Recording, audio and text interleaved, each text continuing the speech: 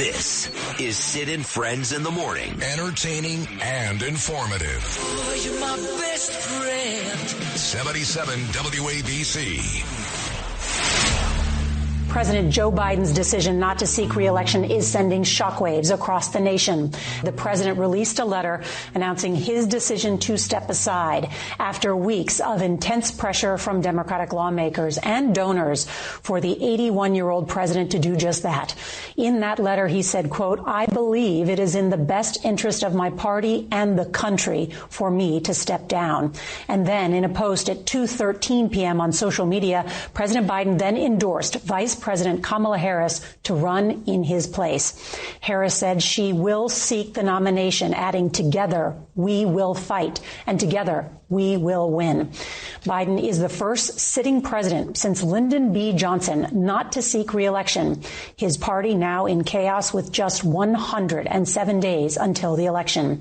CBS's Nancy Cordes, she's at the White House for us. CBS News has learned that the president began to come around to this decision with just a few members of his inner circle. Then he informed the rest of his senior advisors before making the announcement to the public. This was a decision that many Democrats had pushed for or predicted ever since that disastrous debate 24 days ago, when the president's health and his age were forced into the spotlight. The historic and stunning announcement from President Biden came in a letter to the American people posted on social media. He said, "While it has been my intention to seek re-election, I believe it is in the best interest of my party and the country for me to stand down and focus solely on fulfilling my duties as president for the remainder of my term." The announcement threw the race into disarray. No sitting American president has dropped out of a campaign so late in the election cycle. In a subsequent post, Biden endorsed his vice president, Kamala Harris. Are we ready to fight for it? Oh, my God. Harris, in turn, said she was, quote, "honored to have the president's endorsement, and my intention is to earn and win this nomination. We have 107 days until Election Day. Together we'll fight, and together we will win." Delaware Senator and Biden ally Chris Coons said it was a hard decision for the president. I still believe he could have beaten Donald Trump, but I also know that what he's done today is in the best interests of our nation. A slew of political heavyweights are already backing Harris, including both Clintons and many members of Congress. Pressure had been mounting on the president to step aside. A growing number of congressional Democrats called on him to leave the race as the polls worsened, donations dropped off, and the president himself showed signs of a slowdown, both physically and verbally. Look at the heat I'm getting because I named the Secretary of Defense a black man. It is time to step aside and turn this over to a new generation. My endorsement stays until he makes that decision. I'm encouraging that. The country's encouraging it. And he has a chance to be an American hero. Even this morning, the president's top advisors insisted he would continue to fight on. And I want to be crystal clear. He's made a decision. And that decision is to accept the nomination and run for re-election, win re-election. After Biden pulled out, the Republican nominee, Donald Trump, slammed him, saying he was not fit to serve from the very beginning. But the Trump campaign privately wanted Biden to stay in the race, thinking he was an easier target. They've now turned their attention to Vice President Harris, attacking her in a new ad. The entire Democratic apparatus is working to reorient the campaign and the convention around Vice President Harris. But CBS News has learned that independent Senator Joe Manchin of West Virginia, who was until recently a Democrat, is now considering becoming a Democrat again to mount his own dark horse campaign for the nomination. This is history writ large. We'll all remember where we were and what we were doing at this moment. And just thinking about the president right now, what a man, what a patriot. What a man. Shut up. What an act of selfless devotion to the country. And he has been a phenomenal president. Worst ever, stupid. Is she smoking Hunter's crack pipe? What the heck are these people on? Honestly, to say what a man, this is a man who has practically destroyed our country. We are on the verge of total destruction. Look what he did in Afghanistan. 13 of our finest are dead because of Joe Biden. Mm-hmm. He supported the Iran deal that actually allowed for billions of dollars to go into the hands of terrorists to attack Israel. He's responsible for sending $260 billion of our hard-earned treasure to Ukraine to protect their borders, their pensions, and God knows what else, probably a few yachts for some people. Meanwhile, our border is wide open. Hundreds of thousands of young people have died from fentanyl poisoning at the hands of Joe Biden's policies. Our streets aren't safe. We have people who've invaded our country. What the heck is Rachel Maddow thinking? This man has been destructive for our country. She knows it. The Democrat machine knows it. The fake news media that's been carrying their water and spreading a false narrative know it. Everybody in the uniparty knows it. Joe Biden can't even find his way off of a stage. He doesn't know who he's talking to. He doesn't know what day of the week it is. He doesn't even know where he is. And for them to act like he's been this great patriot when he's practically destroyed our country, it's disingenuous and it's very sad. Noah Tishby is here. I find, Noah, that there's a huge inconsistency from our own government and our own media about what happened in Israel and what's going on right now. So first of all, yes, I do appreciate President Biden and everything that he has been doing in Israel. I think what's the good thing, and I understand your politics, but this is above politics, and President Biden he's an old school Zionist. He is a Zionist. He understands, like you, like me, that Zionism is the Jewish people's right to have a state, nothing more, nothing less. And the world have taken the word Zionism and basically turned it into a curse word. So just for that, even if you don't like his politics, personally, that is something to be appreciative of. And the entire world, I tell you this, we want our hostages back, and they better be back before I assume office, where you will be paying a very big price. That's a leader. The FBI is doing an investigation on the assassination attempt. Do you trust the Bureau? I don't trust the Bureau leadership, but I certainly think there are a lot of good field agents, guys on the ground. But what the hell was going on? How was that guy ever allowed to be there in the first place? Because I think somebody, whether it's higher up or somebody else involved, really did screw up. There's some things going on with our government that we have to really worry about. Did we have enough people? Why didn't we have enough people? Somebody said that a lot of people were put on Biden's detail. The problem is Biden doesn't draw anybody. He draws flies. Mistakes were made. They were monitoring this guy for an hour beforehand. Yeah. No one told you not to take the stage? No, nobody mentioned it. Nobody said there was a problem. And I would have waited for 15. They could have said, let's wait for 15 minutes, 20 minutes, 5 minutes, something. Nobody said, I think that was a mistake. How did somebody get on that roof, and why wasn't he reported? Because people saw that he was on the roof. I mean, you had Trumpers screaming. The woman in the red shirt, she was screaming, "There's a man on the roof!" And then other people said, "There's a man on the roof who's got a gun," and that was quite a bit before I walked onto the stage. So you would have thought somebody would have done something about it. They keep saying, he's a threat to democracy. I'm saying, what the hell did I do for democracy? Last week I took a bullet for democracy. What did I do against democracy? Crazy. Good evening, Linda. What's on your mind? Yeah, hi, Don. I'm really glad you're back. Thank you. Back I in New am York. too. It's great. I am too. Yeah, it's great. We have a lot of time. Hey, but Linda, because Sid tried to get out on Friday, Milwaukee. And, I got an issue with Sid because when Sid is not, oh, my God, he's a pretty boy. And when he's not working, like when he was in Milwaukee, he's in the gym and he's making us all look bad. And I had a great time talking to his wife, Danielle. But when he's not working, he's in the gym and he's in the gym, Linda. And he's like, 1, 2, 3, 1, 2, 3. He's like, ew.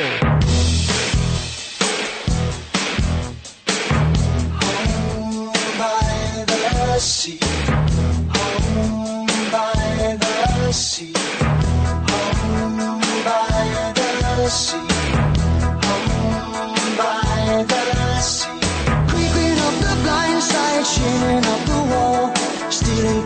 dark of night. Climbing through a window, step into the floor, checking to the left and the right. Picking up the pieces, throwing them away. Something doesn't feel quite right. Help me, someone, let me out of here. Then out of the dark we suddenly heard, welcome to the home by the sea. Coming out the woodwork through the open door, wishing from above and below. Shadows but no substance in the shape of men, round and down and sideways they go. Drift without direction, eyes that hold despair. Then it's one sigh and they moan. Help us, someone, let us out of here. We're living here so long on the spot, dreaming of the time we were free. So many years ago, before a time when we first heard, welcome to the home by the sea. Yeah, that's my home, all right. My home by the sea. That's my home right there in Bell Harbor, Rockaway Beach, Queens. My home by the sea. And for a while there, I was feeling like the song Hotel California by the Eagles when they say you can check in, but you can never leave. Is that basically the lyric there? That you can check in anytime you'd like, but you can never leave. Right. That is really weird that you mentioned that song. Why is that? I'm going to tell you later. Well, that's how I felt in Milwaukee. Like I can check in, but I could never leave. Because you have to understand, I left earlier than everybody outside of Dan Herschel and Kevin Drosch. I left Saturday. Everybody else came Sunday. So I spent Saturday night in Milwaukee 2 days before the convention started. Then it was a week later, the following Saturday, and I was still there, walking the streets by the airport. Now, thank God I found a terrific guy. His name is Mike Sweeney, and he owns a great gym, which is literally 4 blocks away from the DoubleTree Garden Inn by the airport. So I got a chance to work out Friday night and Saturday morning. But a lot of you folks who saw the video I made with Sweeney said, oh, my God, you must still be in Milwaukee, because when I was there earlier that week, I was using the Lifetime Fitness gym to Dominic's point in Milwaukee. This one now was by the airport, point being that I never got out on Friday. I was still there on Saturday, and I was really upset. I got to thank John Catsimatidis, Chad Lopez, Kevin Drosch, and Sophia Perez, our receptionist up front, who got me a hotel room right away, very near to the airport. So I never got out last Friday. Remember, I did the show when I was leaving. I didn't get out. And I finally got home at about 7:30 p.m. Saturday night. So if you look at me today, I look haggard. I haven't shaved. I'm tired. It was a great week, And you'll hear from folks who were in Milwaukee with me. When I told you last Friday, it was surreal having people on that floor walk up to me from West Virginia, Tennessee, Georgia, Florida, North Carolina, and say, Sid, I love you. And I'm like, I go to Lawler and the Esposito, I go, how do they know who I am? And they said, well, you're well known. It was amazing. It was a great week. And Trump was terrific, and it was one big love fest. You're right, New York Daily News, because that's what it's supposed to be.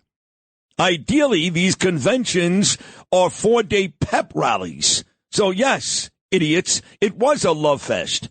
Now, the Democrats are supposed to have the same love fest come August, but we'll get to that. So I kept seeing Dominic Carter. He was the only guy left in Milwaukee like I was. And there I was at about 4 o'clock local time Milwaukee on Saturday afternoon by the JetBlue terminal. And there's Dominic Carter. He flew home on the same flight that I did. He was terrific. In fact, the whole station did great. You know, the guys, Dan Herschel and Kevin Drosch, went out early. Then you had talent there along with me. You had Rita. You had Dominic. Chad Lopez was there. Suzanne Miller was there. James Flippin. did a tremendous job. You had the video guys, Eric Salas and Will. I hope I haven't left anybody out. But it was really a great effort. And I thought we did a real good week of shows. Now, I haven't really gone to John and Chad yet, but I will. Because now I'm thinking with all this bedlam, even though I can't stand the Democrats, this may be a good chance for me to make some more historic radio and go to Chicago for a couple of days next month for the DNC. I mean, it wasn't like Democrats wanted our event. They were. In fact, I've got a great story. I'll share with you right now. So I walk out to the event floor. You love this story, Noam, don't you? It is a great story. Yeah. It's a great story. So this is Thursday night, and I'm wearing black slacks, black button-down shirt, and a white sport jacket. Margot Catsimatidis loved my outfit. She saw me on TV with AJ right away. I was all over Hannity that night. So I'm sitting down there, and the first row for the New York contingent, right by the stage, was Ed Cox, me, Mike Lawler, Lee Zeldin, Anthony D'Esposito, and a host of others. So I see this woman, a couple of feet away, standing, I think, by the Virginia sign, wearing a white outfit, very pretty. And I say to Anthony and Lee, I go, isn't that Caitlin? And they said yes. Now, you may remember before I went to Milwaukee, the last show I did from the studios, that last Friday, the very lovely Caitlin Sinclair was live in studio. She's Caitlin. She's a very, very big Trump supporter. She's a Republican and a big TV star. So when I asked, is that Caitlin? They said yes. So I walk over and I hug this girl really hard. I give her a big kiss on the cheek, and she looks at me like I'm a psycho. And I'm going, wait a second, what's going on? You were just in my studios. You were on the show for 30 minutes. We had a great time, great conversation. You texted me here in Milwaukee. What's with the look? And I'm saying to myself, man, she's weird. And I'm like, hey, what are you doing here? I know it. I got it already. Yeah. She goes, what do you mean? I'm covering the event. And she's still looking at me like, what are you doing? And I go, oh, okay. Well, maybe you'll come back on. And she goes, on what? I go, what do you mean on what, Caitlin? You were just on the show last Friday. She goes, you have to excuse me. I'm sorry, but what show are you talking about? So I'm going to myself, wow, this girl really has a short memory, Caitlin. And I walk away, and I forget about the whole thing, you know. And then I can't get home, so I'm sitting at the bar at the next hotel, the next Doubletree Hotel, on Saturday night having a burger, and I'm watching TV, and they had CNN on. And who's on TV? Caitlin Collins. And I look at her and I go, oh, my God. Wow. Oh, my God. I didn't even think that was it. Oh, my God. So when I asked Anthony and Lawler, is that Caitlin? They said yes. Oh. It was Caitlin. Oh, my God. But it was. And I have destroyed Caitlin Collins on this show forever. You know, she had that really despicable, disrespectful town hall with Donald Trump on CNN last year when everybody got fired. And here I give this girl this hug and a kiss, and she's looking at me like, I swear to God, like, I thought she was going to call security. I'm like, what are you doing? She would have, too. She would have. But it was Caitlin Collins, not Caitlin Sinclair. Yeah, go say hi to her. Give her a hug. She's right up there. She was just talking about you. Well, anyway, that's a great story. Excuse me, sir. Which show are you talking about? Otherwise, it was a great trip. And you know, I got a message from somebody yesterday, and they said, you know, and this goes back to something another listener texted a while back, a couple of days ago, last week, I should say. And they said, you know, I couldn't wait for you to come on the air Monday, October the 9th, after what happened in Israel, October the 7th, and you surely have not disappointed. I couldn't wait for you to come back on the air last Monday from Milwaukee after Donald Trump got shot. And now I can't wait for you, this is yesterday, to get back on the air tomorrow now that Joe Biden has dropped out. I thought that was very nice. It's great that the news cycle keeps providing me with all these stories where, you know, I mean, I guess you can listen to Boomer and Gio today and get the latest on 2 straight losses by the Mets and Yankees, or you could actually listen to something that matters, and it is a crazy, crazy news cycle. I mean, nuts. And he does drop out. And, we'll get into all this throughout the day. We got great guests all week long. But I'll tell you this story quickly. When I was a little boy, I played Little League football at Kings Bay Football in Brooklyn, New York, right by Knapp Street, right by the Bell Parkway. And they had a coach who would always say this, because, when you're young, you're little like that, you don't want to play, And he would always say, quitters never win, and winners never quit. Let me explain to you what's happened here. Because the Democrats and all these losers and assholes, they make it sound very nice. All Joe Biden did yesterday was quit. He quit. Now, look, I can't blame him. The money ran out. Every donor stabbed him in the back. All of his good friends for the last 50 years in Washington stabbed him in the back, every one of them. So I don't blame Joe Biden. But you can use a million words if you want. He quit. Remember, quitters never win, winners never quit. So all these backstabbers who spent the last 40 years with this loser, the worst president ever in D.C., are now showering him with all these beautiful superlatives. He's a hero. A hero? He spent the better part of 3+ years destroying this country, allowing the world to get dangerously close to World War III, and he quit. How is that a hero? Man, we have really, really watered down the word hero if what Joe Biden did yesterday, walk away with his tail between his legs because his party are a bunch of disloyal mother effers, if that's a hero, we have really lost sight of what a hero used to be. Is that fair to say, Lou? What was heroic about this guy quitting yesterday because his party essentially stabbed him in the back? How was that heroic? I was shaking my head all weekend about it. I saw Van Jones cried.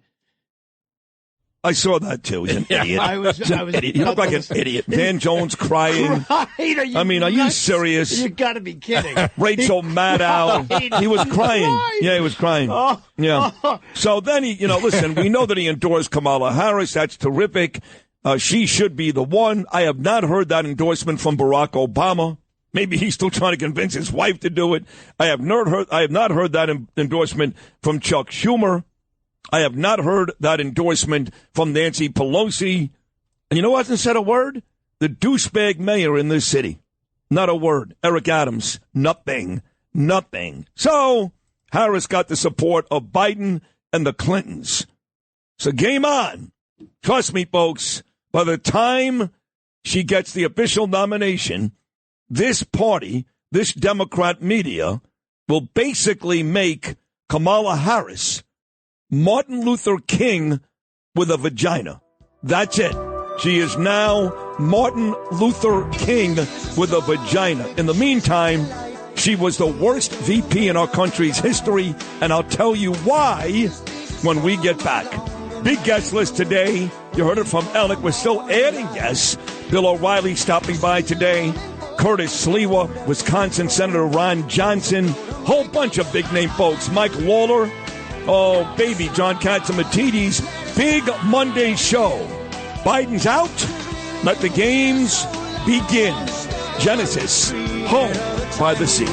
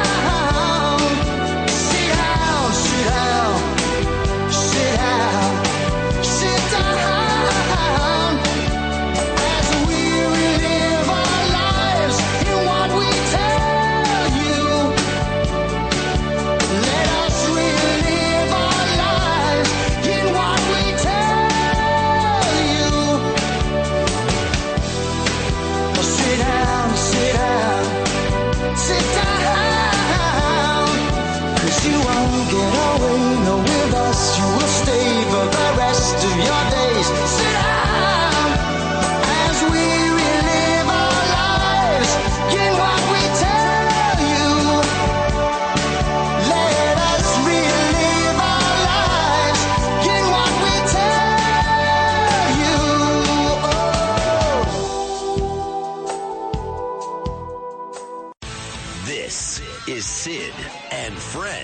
in the morning. 77 WABC.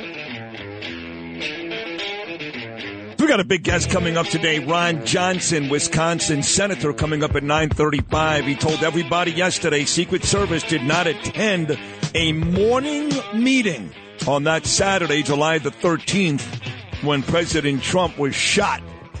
He actually details a bunch of issues with Secret Service. Talked about some guy in a gray jacket asking the folks up there to take pictures of the dead body. They have no idea who this person is. They had pictures of this sniper an hour before, minutes before, seconds before. You know all the failures. Jim Comer came out yesterday and said Secret Service for so long the face of courage, and they were courageous. Certainly those folks on the ground deserve a ton of credit. But in all now, with Kimberly Cheadle, who's still in charge and about to testify in front of Congress today, she should have resigned and or been fired, but Joe Biden's too busy worrying about who's going to be the next president. So, long story short, Jim Comer says now the Secret Service has become the face of incompetence. And I felt badly saying that because I've got friends who come on this show, listen to this show religiously, who worked with Secret Service, a bunch of friends.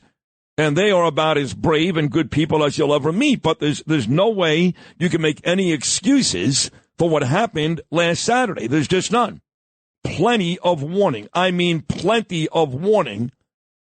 And millimeters away from the possible next president being murdered on stage in front of millions of people watching. There is no excuse. So talking about no excuse, I went off on somebody on social media yesterday. And you guys know that while I'm paying a lot of attention to this Trump race, clearly, being in Milwaukee for a week last week, that Israel doesn't go away from me. There was another terrorist attack thwarted in Israel this morning. The North is still a huge issue. And it has made me crazy for months that you have these quote-unquote social influencers.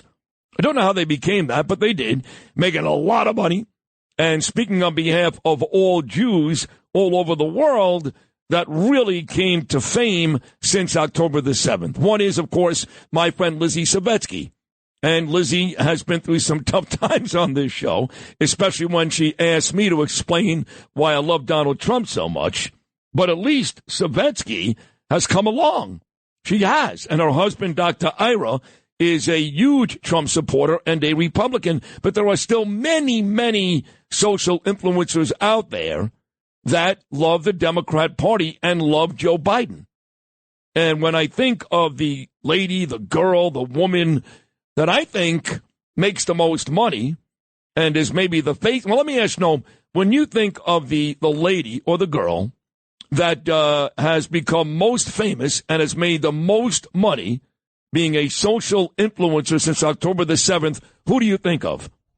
It'd probably be Lizzie, right? No, it's not. Oh, is it that Noah Tishby? Bang, Noah Tishby. Very good.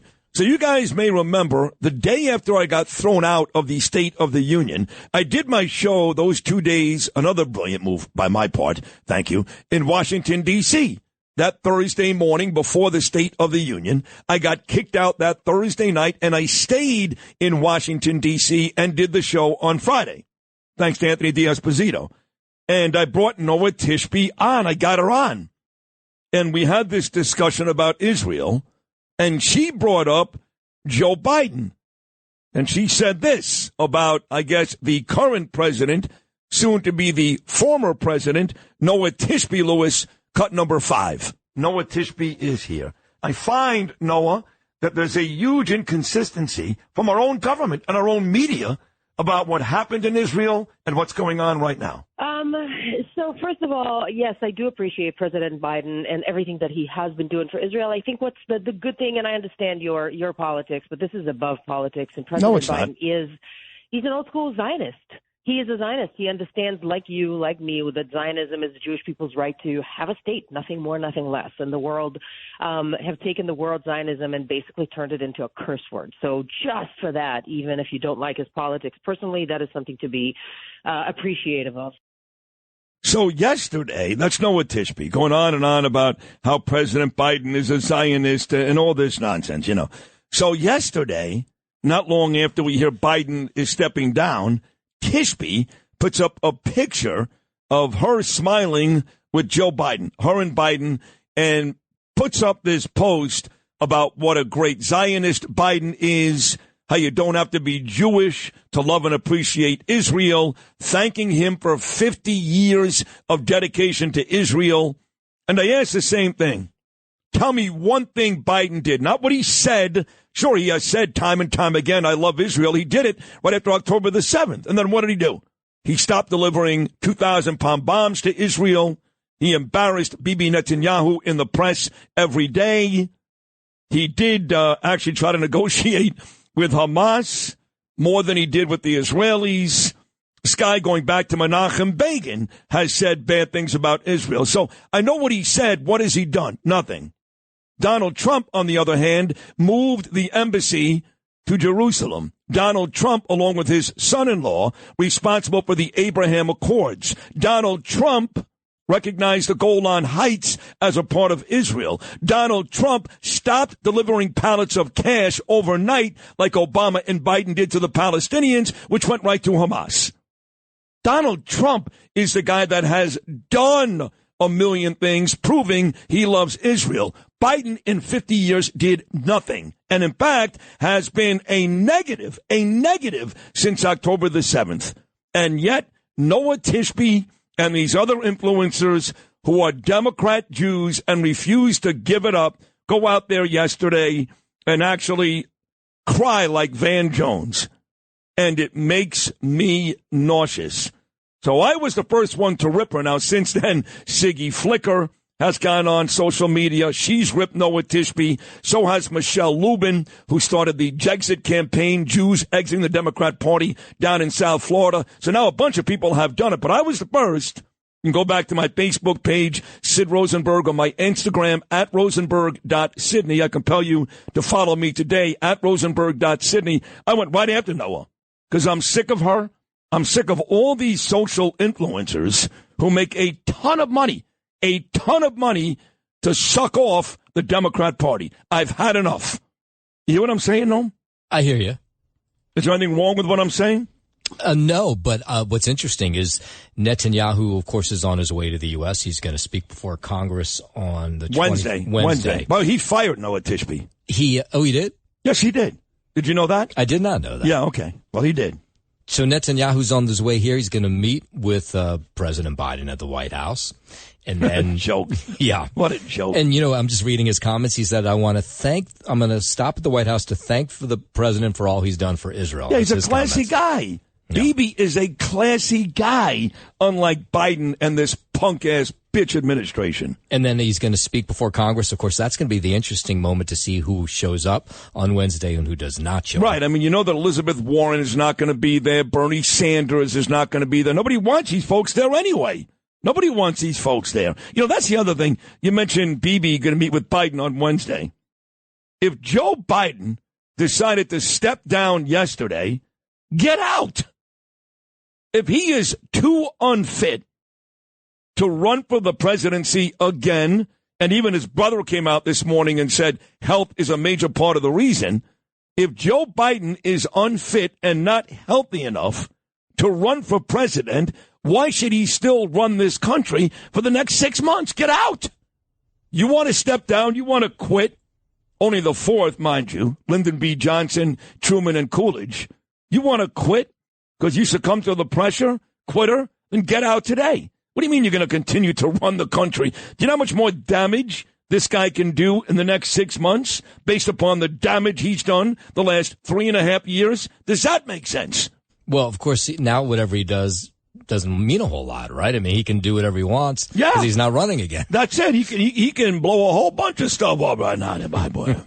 He don't care. He ain't running anyway. And his kid, you would think he's the first person he's going to help out. Supposedly there's a bunch of Democrats, high-ranking Democrats, that are furious with Biden because they believe that Biden was allowing Hunter to call the shots. Hunter is scared to death. He's going to prison. He's like, Dad, you cannot quit. If you quit, I'm dead.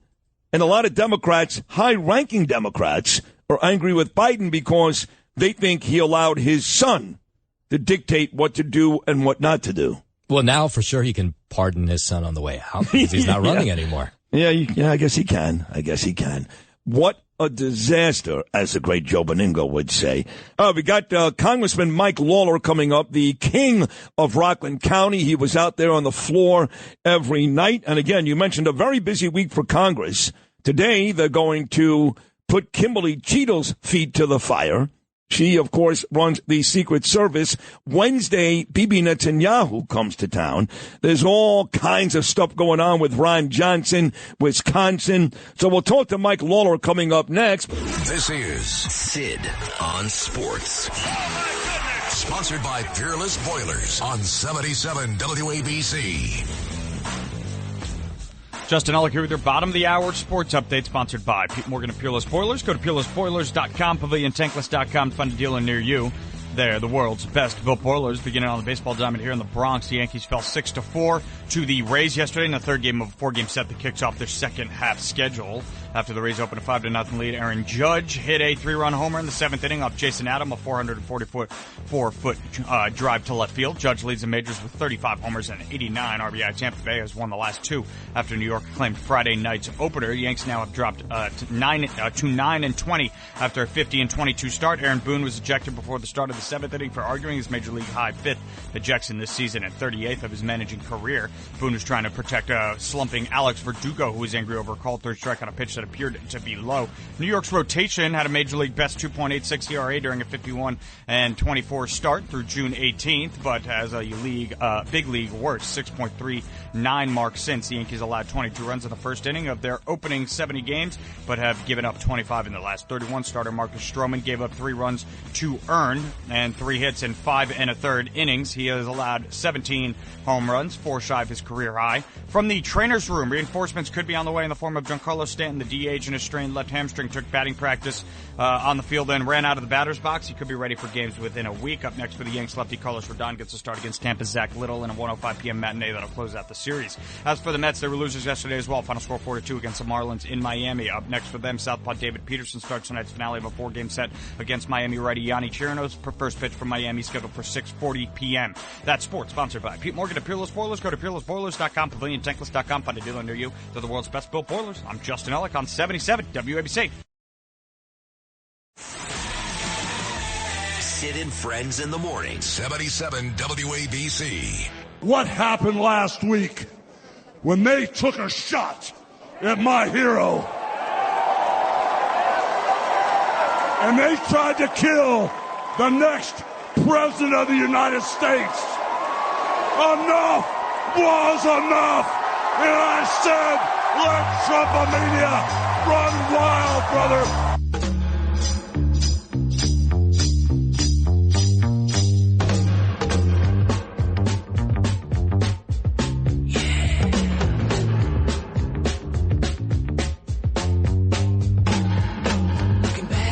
So Thursday night was a star-studded event at the RNC. That was the final night. The president himself spoke, Donald Trump, his son, Eric Trump, Dana White, Mr. UFC, Alina Habba, who's going to join me coming up at 8:45 this morning.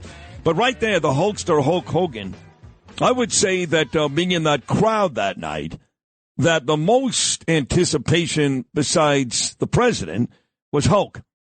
And my next guest may have been at the very top of the list of sycophants. I mean, he had his phone ready to go shoot video for like 2 hours. He didn't want to miss 1 second of Hulk Hogan. And he's a genius, this guy. One of the smartest, if not the smartest politicians in Hollywood. He was reduced to a 10-year-old on the floor on Thursday night. I call him the king of Rockland County. It's my friend, Congressman Mike Lawler. Mikey, good morning, buddy. How are you? Well, what you gonna do, Sid? You were like, I had to call Danielle because my phone died.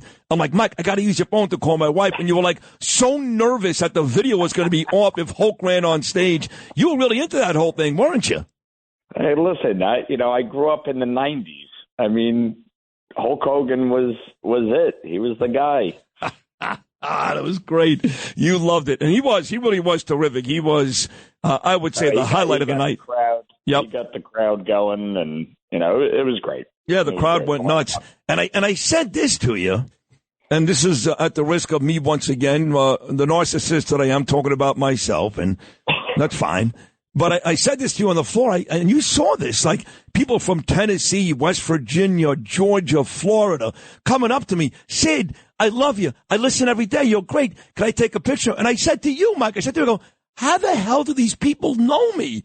And I think your answer was you're well known or something like that, but it was pretty cool from me. I mean, I'm not Sean Hannity, or even one of these other Fox News people, but you saw firsthand that a lot of folks that love the little Sid Rosenberg. It's great. Listen, I mean, there's not that many Jewish radio hosts from New York that make it nationwide, but you're it. You're the guy. That's true. There are not many.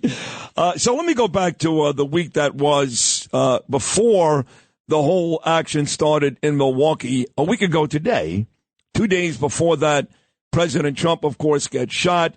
We've talked about this, the epic fail from the Secret Service, epic fail.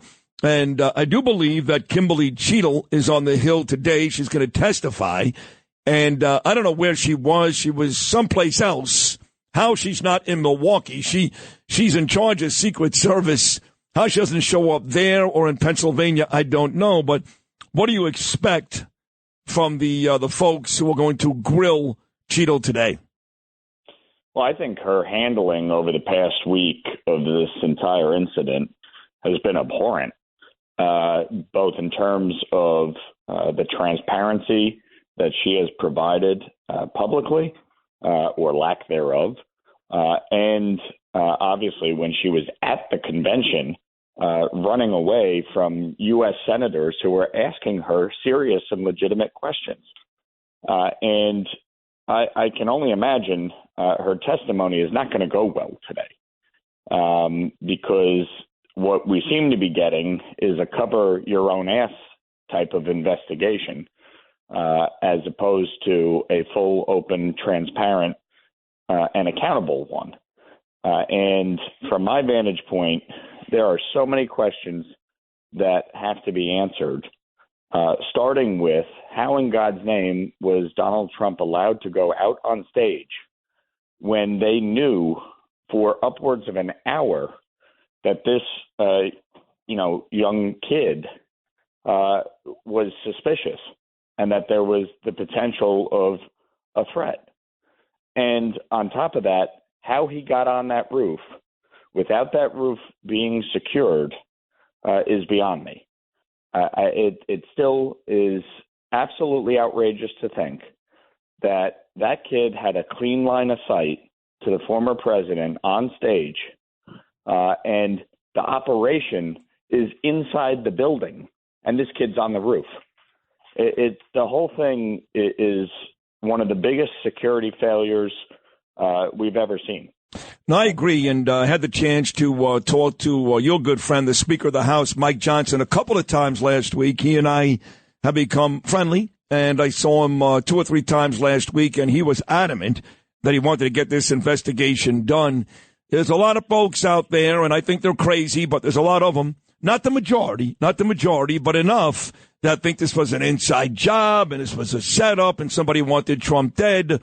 And I won't go there until I have that real specific information. Look, like I said to Curtis 100 times last week, everything's on the table. Everything is on the table, including that for the conspiracy theorists. But until I have definitive proof that was the case, to me, this was just what you just described it as, an epic fail. Are you going to go as far as an inside job? No. And look, I've never been one to be a conspiracy theorist. Oftentimes, the most basic and straightforward explanation is that. And what it appears to me is a straight up failure. Yeah, me too. I agree. On the part of those tasked with protecting President Trump. Agreed. All right. So the big news yesterday, after this epic week, and you were out there for hours and hours and hours watching everybody speak for 4 nights, was that Biden stepped down yesterday, and the Democrats are hailing him as a hero.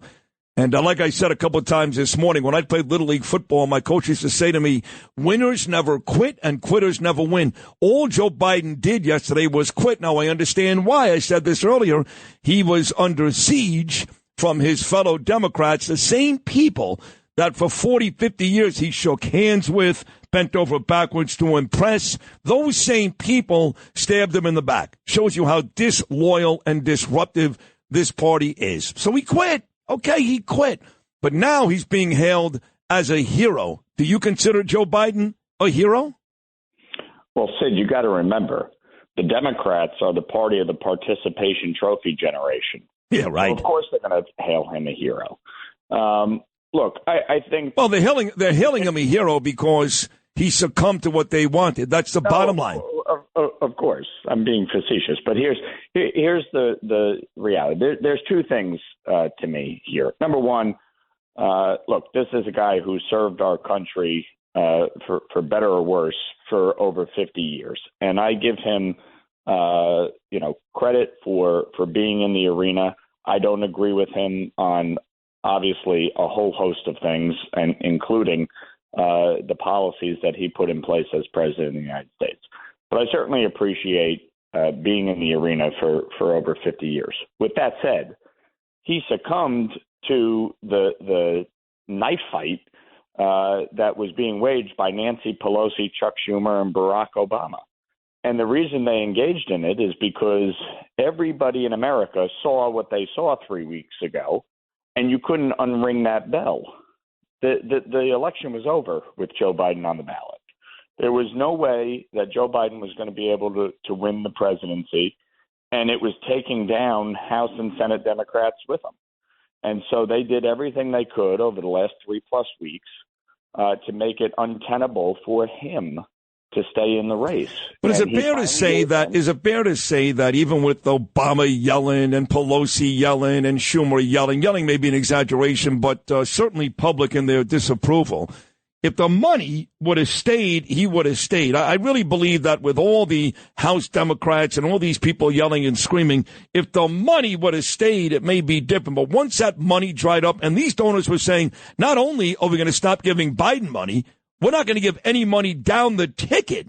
To me, that was the death knell. This was a coordinated effort by a handful of liberal elites, both on the money side and on the elected side, to stop him.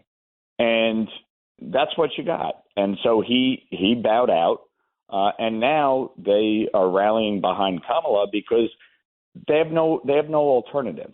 You can't skip over Kamala Harris, who would be in her own right, obviously a historic candidate, the first black woman to lead a major party ticket, and be one step away from the presidency. Given all their years of identity politics, their party would explode if they tried to. No, listen, I agree. She checks 2 boxes. 2.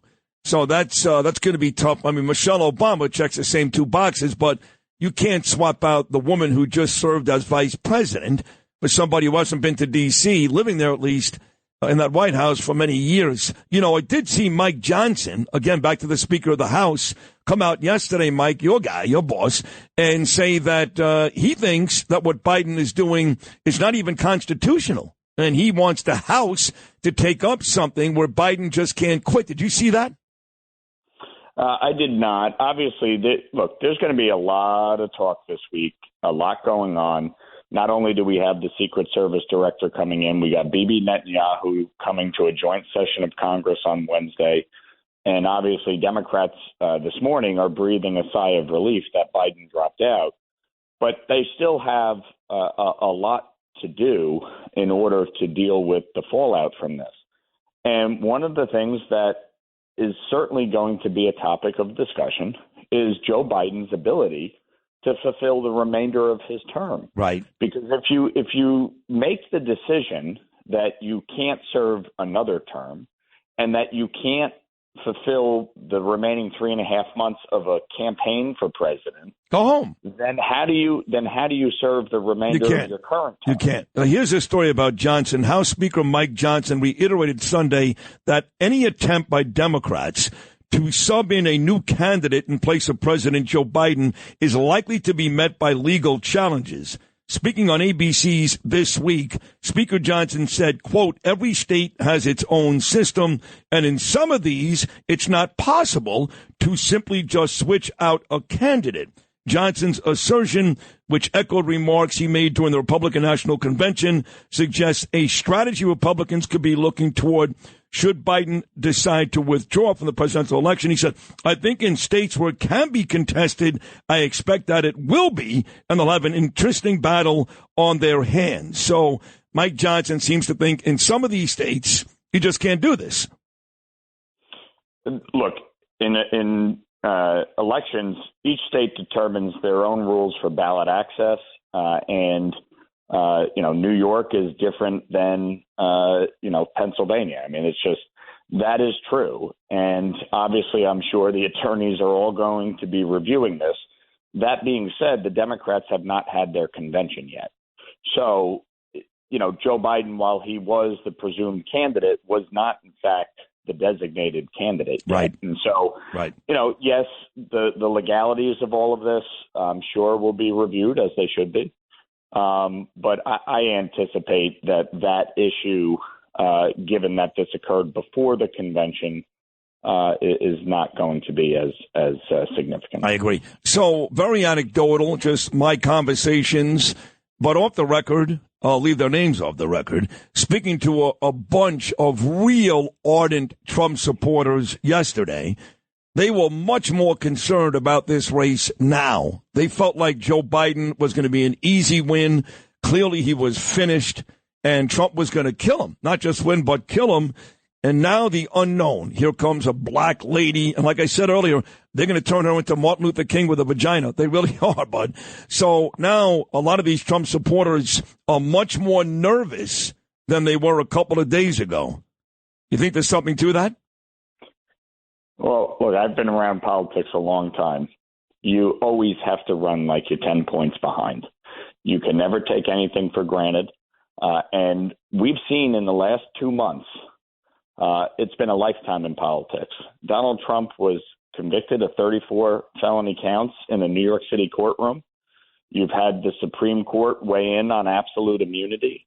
You had that disastrous debate. You had Judge Cannon throw out the documents case in Florida. You had Donald Trump get shot in the ear, almost, a millimeter away from being assassinated. And then Joe Biden drop out.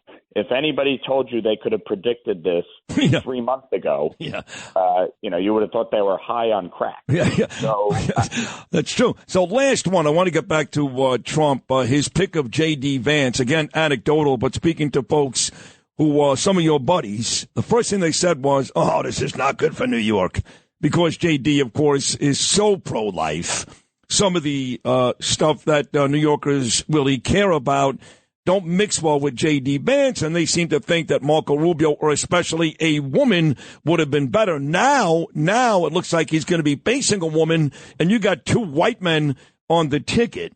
So those people who expressed concern to me about J.D. Vance last week are even more concerned today. Your thoughts on Vance?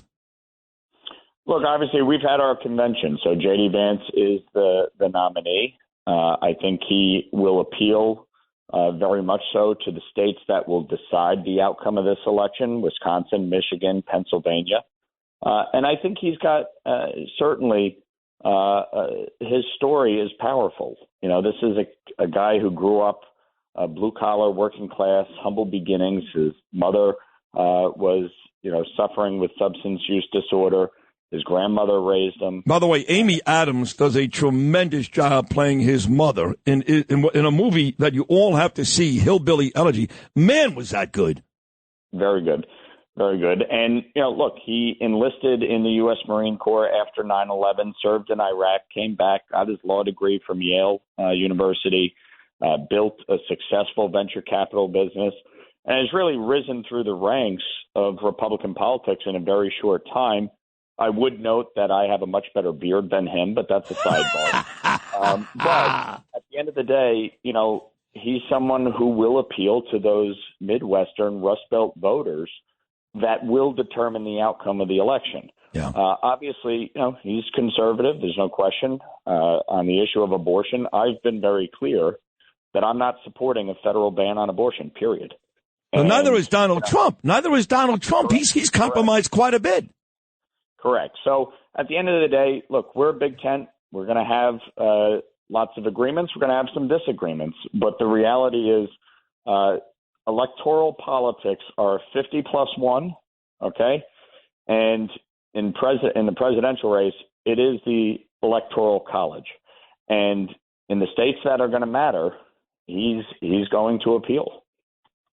There you have it. Mike Lawler, as always, excellent job. And also, as always, hanging out with you last week. Wherever we've been together, it's always fun, man. It's always fun. So thank you for hopping on this morning, and I will see you and talk to you again very soon. Thank you, Mike. Thanks, Sid. The king of Rockland County, the great Mike Lawler, wrapping up hour number 1. We got 6, and I mean 6 great guests about to come your way over the next 3 hours. Curtis Sliwa, of course, he's great. He's coming up next. He's always great. John Catsimatidis, Bill O'Reilly, Alina Habba, Ina Vernikoff, and Wisconsin Senator Ron Johnson. That's just this morning, ladies and gentlemen, with more very, very big names coming up later on this week. Welcome to Monday, a brand new week and a brand new news cycle, and a big one at that. Hour number 2 about to come your way.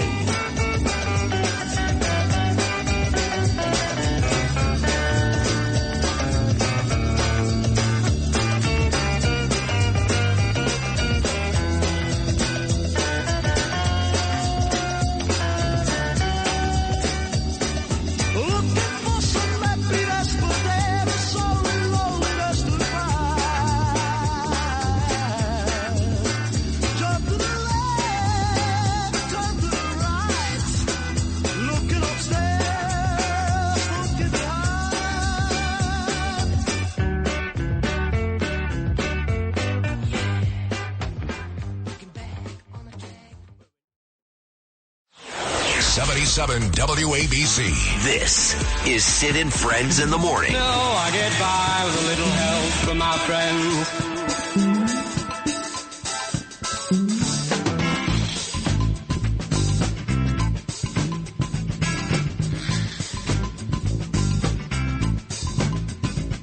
Rock steady, baby, that's what I feel now. Let's call the song exactly what it is. Step and move your hips with a feeling from side to side. Sit yourself down in your car and take a ride. All right, 7:18 on your Monday morning. We're back in New York City after spending a full week in Milwaukee. Off to a great start with Congressman Mike Lawler and a lot of great guests to come. Curtis Sliwa, John Catsimatidis, Bill O'Reilly, Alina Habba, Ina Vernikoff, and Ron Johnson all stopping by today with some huge names stopping by later in the week. I'll get to that later. Curtis Sliwa's a huge name. He's great, of course, whether it's the Rip and Read, noon to 1 every weekday afternoon, hosting overnight weekends, or sitting here with me every weekday. Does a tremendous job, and he's the only person on every day. And there's a reason for that, because people love him. In fact, I guess I would say about 5 days a week, Curtis will send me a video of him being in some place around New York City in the afternoon, whether it's Brooklyn or Queens or the Bronx or Staten Island, doing things that the mayor should be doing, but Curtis is doing it.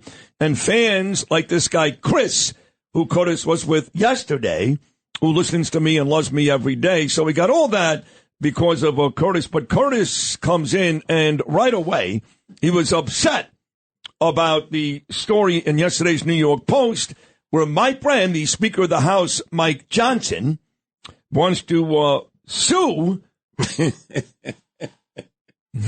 What? So stupid. Because what a schmuck. He said some of the states you just can't drop out Joe Biden for somebody else. Makes it sound like he's afraid of Harris. Oh, you got to keep Biden. You have to. That one of the dumbest things I ever heard. What a hayseed, Mike Johnson. First off, that would be like tonight. You're back on the sidelines coaching your team. And all of a sudden, that brown-nosed dad, Coleman, comes to you and says, you can't take my son out. Coach, you can't take my son out. He wouldn't do that, Dennis, because he's a good man. He's sane, and he loves his son Coleman, but he understands the team concept. That's like Angelo Dundee could not throw the towel in and save Muhammad Ali from getting killed in the ring by, what was that, Burbick at the time? Yeah. One of the dumbest things. And the guy says it over and over. Like, you can't swap out candidates now. Yes, you can, you idiot. Yeah, you can. And by the way, you want to win this election, right, Sid? Really badly. Okay. You gotta speak to your friend Donald Trump, because you're a friend of his. He doesn't take my calls. The 90 minutes in accepting the nomination was excessive.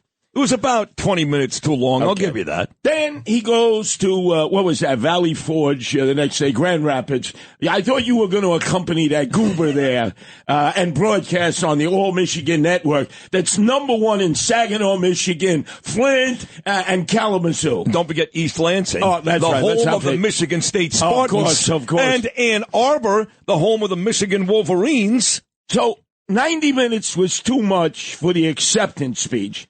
He does 100 minutes in Grand Rapids. They don't care. Those people love it. They love it.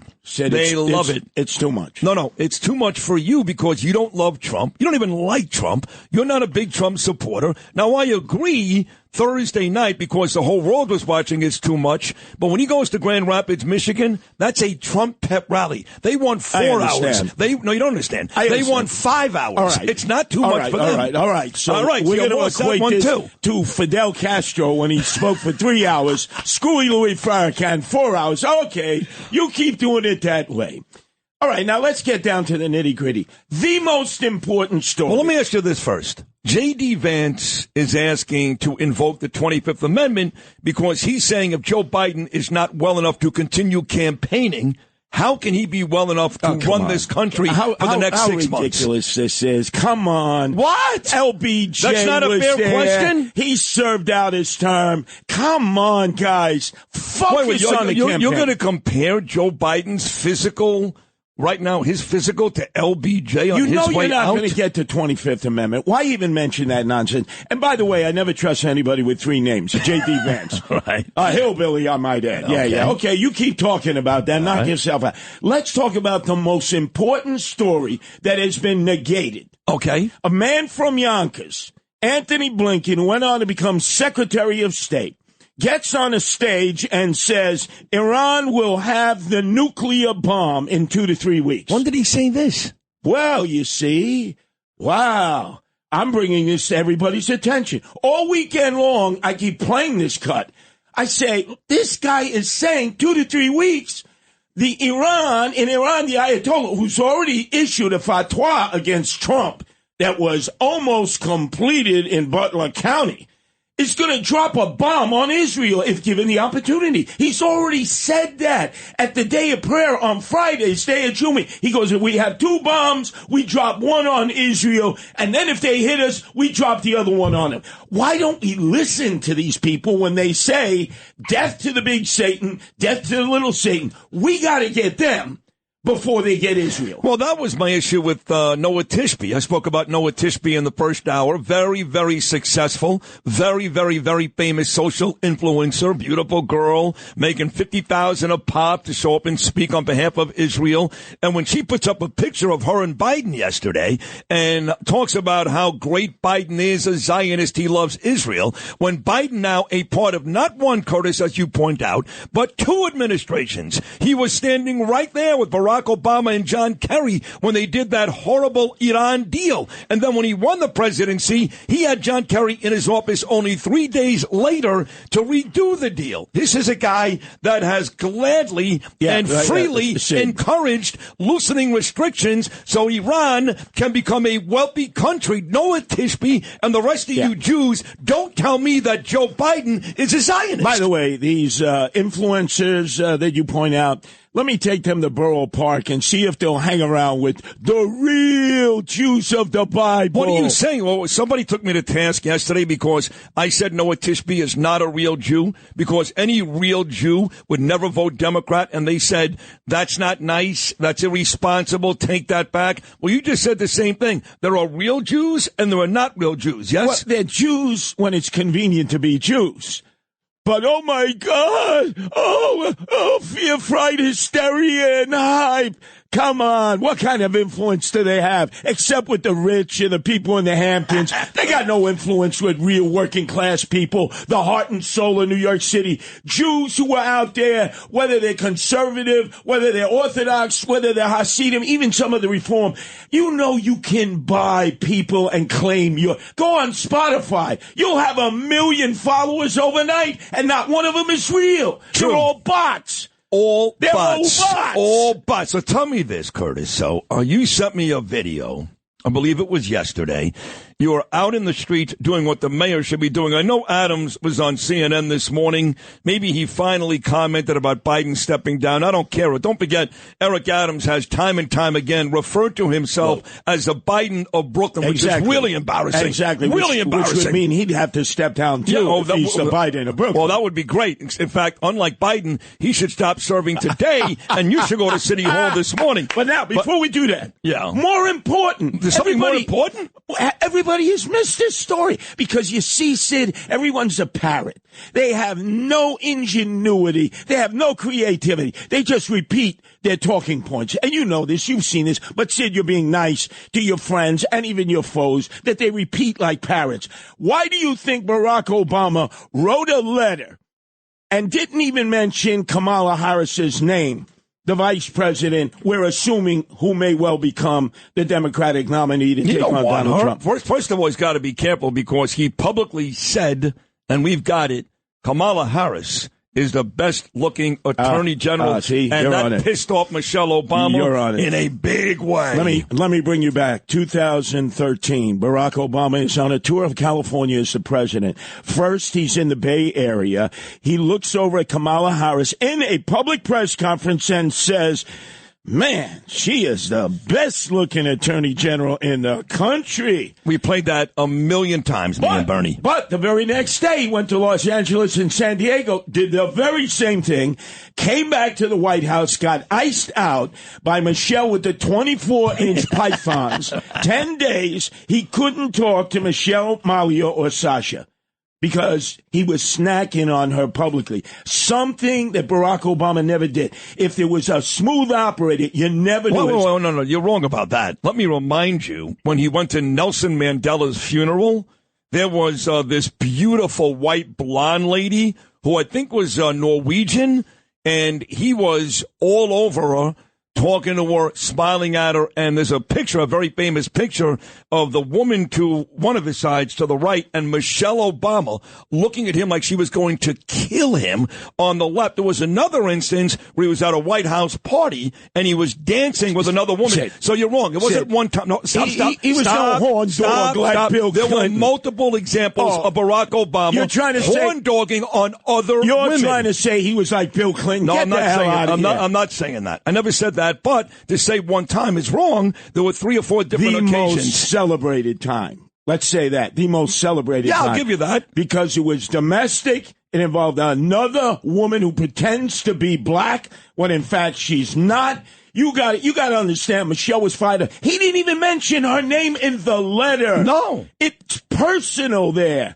Not professional. It's Michelle. I agree. I said it. Michelle is mad dogging him at home when he's putting that letter together. And I know. You better not even mention that woman. Kamala. Because back then she was a free agent.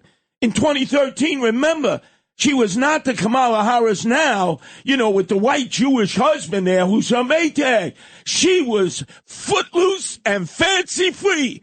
Just ask former Mayor Willie Downtown Brown, former Speaker of the House of California, before Barack Obama, the most powerful black elected official in all of the United States. That's probably true, yes. And by the way, I agree with that. I noticed all of a sudden you started ticking off more reasons that the Secret Service is incompetent and epic failure. I'm sure your very dear friend O'Reilly is going to coin it. They didn't even attend the meeting. No. That Saturday morning that they were in charge of. Yes, Ron Johnson broke that out yesterday, and Ron Johnson will join me coming up at 9:30 this morning. We found out that Sniper Boy was flying a drone hours before over the field. We were told that there was a sniper team from the Butler County Sheriff's Department in the building in question, and now he goes, we didn't have anybody on the grounds. And then there he was, Sniper Boy, doing a bear crawl up on the roof. Hey, there's a gunman, like Tattoo. The plane, hitting the bell. People taking their clothes off, trying to get the attention of the Secret Service. Women flashing their boobs at him, saying, this will get the attention of the Secret Service. And all of you out there are going to say, this is the face of incompetence. They wanted Trump dead. When are you ever going to come to the conclusion that they understood their mission was to fail Trump, and he is beginning to hint at that. So I am predicting that Sid, O'Reilly, and everybody else, when Donald Trump becomes conspiratorial about this, watch them do a pivot and shift and say, if Trump says it, it must be true.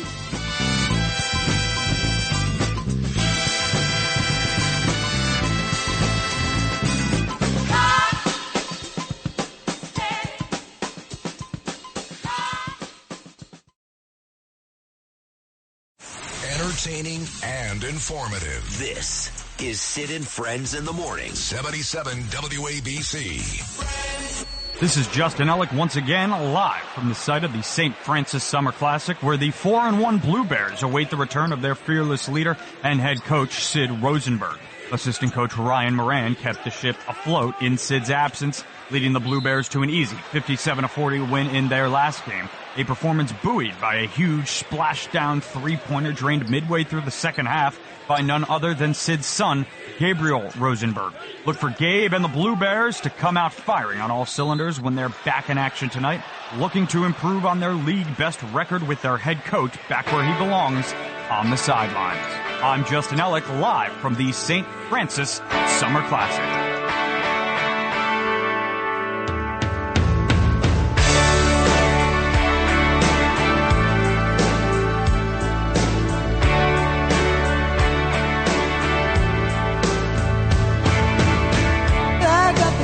Today, didn't want to hear, but I knew that it would come.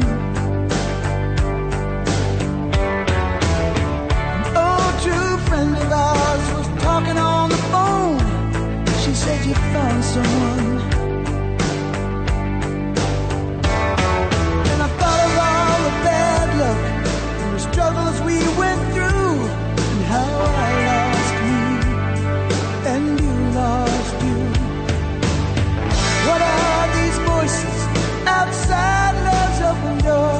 Make us throw up our contentment and beg for something more. But I'm learning to live without you now. But I miss you sometimes. The more I know, the less I understand all the things I thought I knew. I'm learning again. I've been trying to get down to the heart of the matter, but my will gets weak, and my thoughts seem to scatter, but I think it's a while. Forgiveness, even if you don't love me anymore. Yeah, a little break from the craziness going on between the assassination attempt a week in Milwaukee, Joe Biden stepping down yesterday, and the likelihood of a Trump-Harris matchup. I get to escape to my real life, which is being back home in Bell Harbor with Danielle, Ava, and Gabriel yesterday. And another big basketball game coming up tonight. Excited about that. The team did win twice in my absence last week. My assistant coach, Ryan Moran, did a great job. Gave me with a big 3 last Wednesday, and we're back out there tonight with a league best 4-1 record. And I got to tell you that being on the court with my son, and I coach a lot of kids. There's 11 boys on that team, and I love all of them. Every one of them, from Gavin to Coleman to Danny to Kevin to Joe. I mean, all of them. They're all great kids, and Daniel, and, of course, Burf, Willie Jimenez, and I treat them all like they're mine. But Gabriel is having the time of his life, and that's what it's all about. That's what it's all about. The rest of this stuff will take care of itself. I have very little power when it comes to all that stuff. I'm just kind of watching like you are. Yes, I do know some of these players. Yes, I'm in contact with some of these players, not the basketball players, but the Washington, D.C. players. But all that stuff will have to work itself out. That's it. But it has become an incredible news cycle. Incredible. We're going to talk to John Catsimatidis. He's going to be live in studio coming up momentarily. Then Bill O'Reilly, usually on Thursdays. You just heard Bill's morning message. He's going to hop back on today. Bill did call this. A lot of folks, not a lot, there were a handful of folks who said a while back that Joe Biden will not make it, including Donald Trump. But I believe Bill was the first to say it. I got to give Bill credit. He was the first to say it. He said it a long time ago. And even last week when Donald Trump started to go, well, maybe he's not going to quit, and others said, well, maybe, Bill O'Reilly remained very steadfast that he was going to quit Biden. And it turns out that Bill O'Reilly was correct. So Bill will join me coming up at 8:15. Alina, Habba, Trump's attorney, she was magnificent, speaking at the convention on Thursday night. She will join me at 8:45. Ina Vernikov, who was at the convention, in fact, she sat there Thursday night with John's lovely daughter, AJ, and Jacqueline Toberoff. Ina will join me coming up at 9:15. And then a major guest, Ron Johnson. He was out with Maria Bartiromo yesterday. He's the senator from Wisconsin, and he's the guy that has a lot of questions. I think he's kind of there with Curtis about how this whole sniper thing happened in Butler, Pennsylvania last Saturday. So once again, you get O'Reilly, Habba, Vernikov, and Ron Johnson after my man, the great John Catsimatidis, joins me live in studio next. Let's take a quick break, get some traffic, come back with John Catsimatidis right after this. But I miss you, baby. The more I know, the less I understand. All the things I thought I'd figured out, I have to learn again. I've been trying to get down to the heart of the matter, but everything changes, and my friends seem to scatter, but I think it's about forgiveness, even if you don't love me anymore.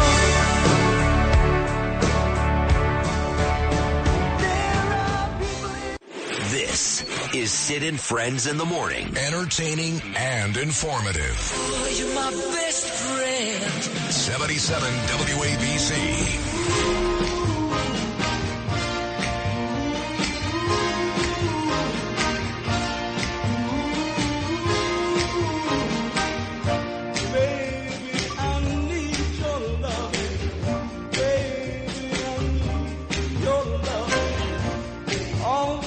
7:49 Monday morning, another historic Monday here on Sid and Friends in the Morning on WABC. It just seems like every week there's something else, and WABC's on top of all of it. Man, that was a great event last week in Milwaukee, and we were there in full force. WABC did a great job, starting with us in the morning, but really all day long. Rita Cosby, Dominic Carter, Jimmy Flippy out there on the streets. And it was a great team effort, and all that made possible by the boss. And he does 2 great shows on this station every week, 5 p.m. every weeknight, the Cats and Cosby Show with him and Rita Cosby, and that amazing Sunday morning show, 2 hours, 8 a.m. every Sunday, the Cats Round Table. Sometimes he calls, sometimes he comes in. Today, I got him right here in studio looking like $1 million. He's got his gold ABC pin, his blue jacket on. You look great. Did I lose money over the weekend? Yeah, I think you did. $1 million? My God. I made $1 million in 1972. Is that the first time you saw $1 million? That was my first million. 1972, we made $1 million. You got an actual check from, did you take a picture of it? No checks, no checks. Yeah, well, that's exciting. Well, I'll tell you what. It doesn't surprise me that you made $1 million that many years ago when I find out where you were on Saturday night in Hyannisport with the Kennedys and the Cuomos. So before we get to Joe Biden, the White House, all that stuff, you have to tell me about this event on Saturday. Well, we flew up to Hyannisport Saturday afternoon. The wedding, there was a wedding, a royal wedding between Andrew Cuomo's daughter and Kerry Kennedy's daughter. Wow. And I'm friends with both sides. I'm friends with Kerry and I'm friends with Andrew and I wanted to be there for them. And it was a great, it was at the Kennedy compound, a historic place. I haven't been there in 20 years. Really? Yes, yeah. And the last time you were there, was that for an affair too, or just to hang out and talk to some politician? Do you remember? The last time we were there, it was during John Kerry's campaign. Oh, when he ran for president. Yeah. We took a delegation from New York, and David Patterson was on the airplane, I remember. Yeah. A lot of people were on the airplane. We took our corporate 727, and we had 50 people aboard, 60 people. Nice. And we landed in Hyannisport, and we had a lobster lunch. Oh, very nice. And it was a great lunch, and there was I remember everybody was impressed being the place where John Kennedy and all the Kennedys were. Of course. Yeah. And Kelly, of course, he lost that election to Bush 43. Yes. Yeah. And then we took off from Hyannisport. Yeah. And we went to Nantucket to have cocktails at John Kerry's home. Look at you. You all living the life. Who was hoping to be President Kerry at that didn't work out. And it didn't work out. So, but look, the Kennedy compound is a historic place, and it was looked like two great couple. It was a great wedding.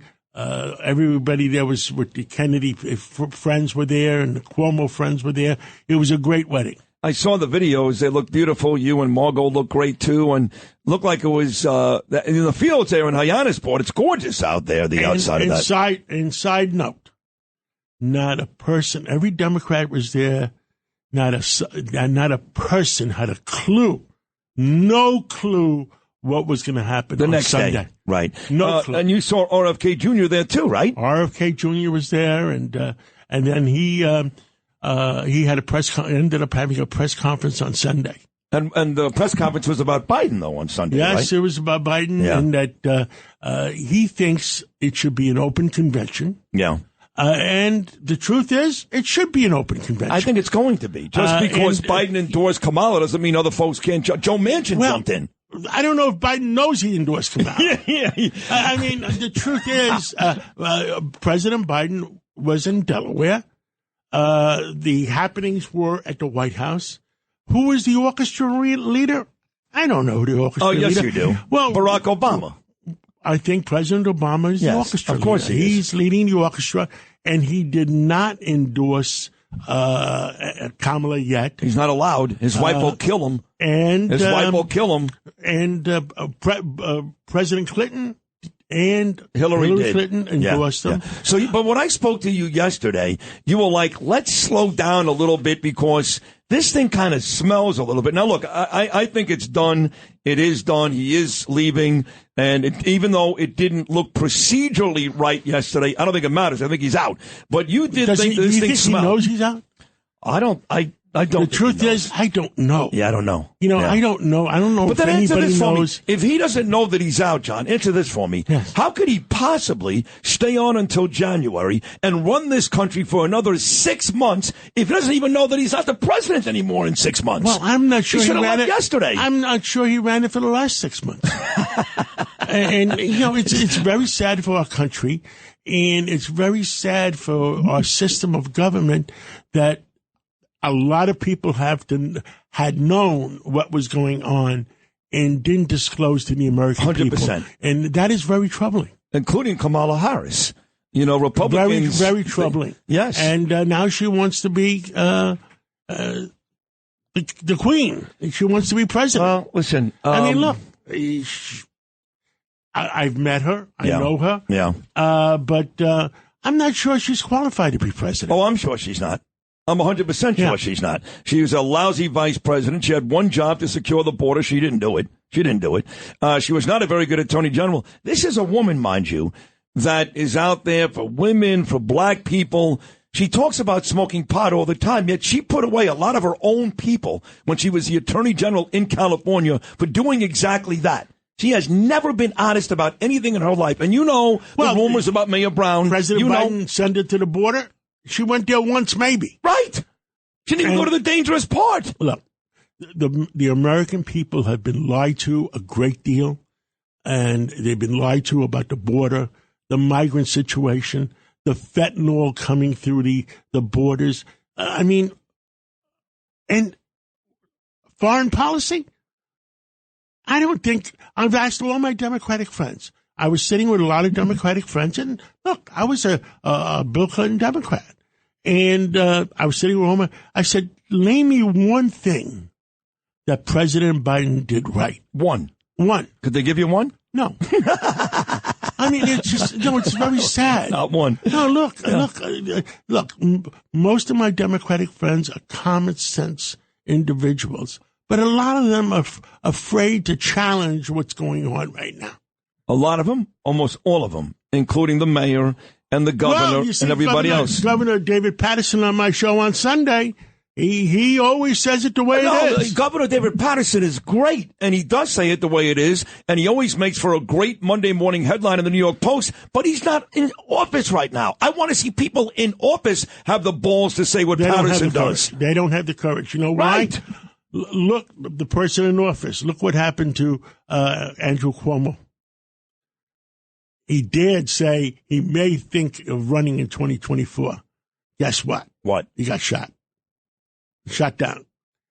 And what happened to Eric Adams when he was going on the airplane on the way? Yeah, the way to the White House. Yeah, the to FBI. complain and to stir up the other 6 black mayors in Washington, to stir the pot that we want some money for our cities. Guess what? He got shot down. He did. By the way, he got shot down by the FBI, and I want to bring this up because you brought this up on your show on Friday. It's a big deal. I've heard nobody else say this except for you.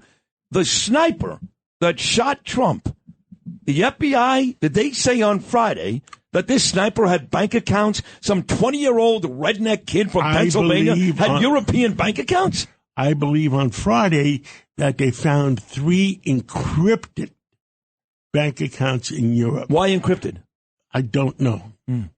I don't know. Listen, it could be double. We'll find out eventually. And do you think this thing is Secret bigger? Service lady is supposed to testify in Congress today. 10 o'clock. But you got to remember Greg Kelly's interview with Bill Stevenson, the ex-husband of Jill. It was a great interview.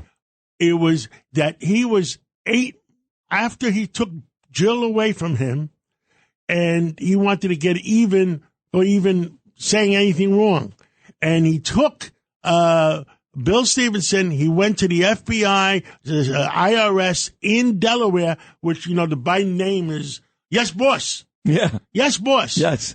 And he was 8 days, him and his brother were in their bar business, 8 days short of making a federal deposit of $8,000. $8,000. Right, not much. That's not 8 days. Right. Okay? Right. They arrested him, put him in handcuffs. Right. Yeah. So, I had an old Jewish mentor, Joe Halbron, and you know what the expression used? It's reasonable to assume that a person will do tomorrow what he did yesterday. Oh, yeah. That's true. So think about that. That is true. What do you do to Andrew Cuomo? Yeah. What do you do to Eric Adams? Yeah. Menendez, I don't know about. Menendez going away for a long time. Before we wrap this up, sitting to my left and your right is the great Chad Lopez, who did a great job last week in Milwaukee. He led the troops in Milwaukee. He led the troops. He was the. He was. He was there twice. The leader of the pack. We're going to play that today. Actually, we're going to play that. Yeah, twice he was back and forth. He really did a terrific job. He really did. And by the way, very sad note. And me and Chad did a page in the New York Post yesterday about Lou Dobbs. I saw it. Very, very sad. I got to tell you, I saw Chad with Lou Dobbs during my show. He got walking here 2 weeks ago. He got sick 2-3 weeks ago, and that's why he wasn't on for the last 2-3 weeks. Right. Because they put him in the hospital and they found some cancer. Oh, and cancer. And they didn't know. Very, very sad. They didn't know. I guess they found it and it was spread. too late. And that was sad. That was a shocker. Shocker. Didn't even know he was sick. Chad, Yeah, good morning. You talked to him last. Yes, I spoke to his wife, and she said that he was fighting that for some time. They obviously kept it confidential, but he went in, and she said he put up a good fight, and it just happened so fast that they brought him home for hospice, and day 2 was it. He loved America. Yes, he did. And he loved working here. He loved everything about what we were doing. And we were going to give him a Monday through Friday show. Yeah. Yep. It wouldn't have been a bad idea. Don't ask me what time. 6 to 10. Well, we'll miss him. We will miss him. We're all going to miss him. Yeah, he was a great guy. Well, you were terrific today, and you've been great, and I can't wait to tune in at 5 o'clock today, hear what you have to say, because throughout the day you get a lot of information. Rod Blagojevich. Right, See, from he Chicago. taught me how to say his last name. It's very hard. You know how you say Goya. You know That's Goya it. food? Yes. Blagojevich. That's it. And the former governor of Illinois, and he knows Barack Obama pretty well. And he says Barack Obama is orchestrating. Well, Barack Obama stabbed him in the back, too. John Catsimatidis, I love you. Thank you very much. Great job this morning. We'll all be tuning in at 5 o'clock. Chad Lopez, I love you, too. Great job last week. We'll take a short break. We'll get to know him with the news. Big 8 o'clock hour. Bill O'Reilly and Trump's attorney, Alina Habba, both going to be here this hour. Alina spoke on Thursday night. O'Reilly and Habba. Thank you, John Catsimatidis. We'll be right back. Is she really going out with him? Well, there she is. Let's ask her. Betty, is that Jimmy's ring you're wearing? Mm-hmm. Gee, it must be great riding with him. Is he picking you up after school today? Mm-mm. By the way, where'd you meet him? I met him at the candy store. He turned around and smiled at me. You get the picture? Yes, we see. That's when I fell for the leader of the pack. My folks were always putting him down. Down. They said he came from the wrong side of town. What you mean when you say that he came from the wrong side of town? They told me he was bad, but I knew he was sad. That's why I fell for the leader of the pack.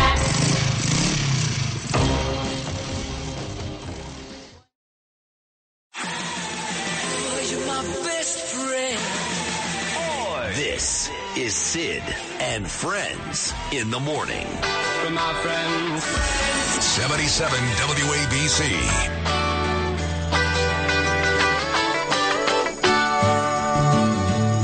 Well, it's all right. Riding around in the breeze. Well, it's all right. If you live the life you please. Well, it's all right. Doing the best you can. Well, it's all right. As long as you lend a hand. The Chopping Woolberries, right, Lewis? Correct. You can sit around and wait. Hey, Roy Orbison's birthday or something, or Petty or somebody? No. All right, 8:15 on your Monday morning. Been a great 2 hours already. Mike Lawler, Curtis Sliwa, John Catsimatidis. Still to come later on this hour, Donald Trump's attorney, Alina Habba. She spoke Thursday night at the convention. She was really terrific. Ina Vernikov, great councilwoman out of Brooklyn. She'll join us at 9:15. And Wisconsin Senator Ron Johnson. He's everywhere the last 2 days. He'll join me at 9:35. But with Biden dropping out of the race, there was only one person I had to talk to today. even though he's on every Thursday, and that is O'Reilly, because he was the first, as far as I know. A lot of people are taking credit. I called it. He was the first. It was a long time ago, over a year ago.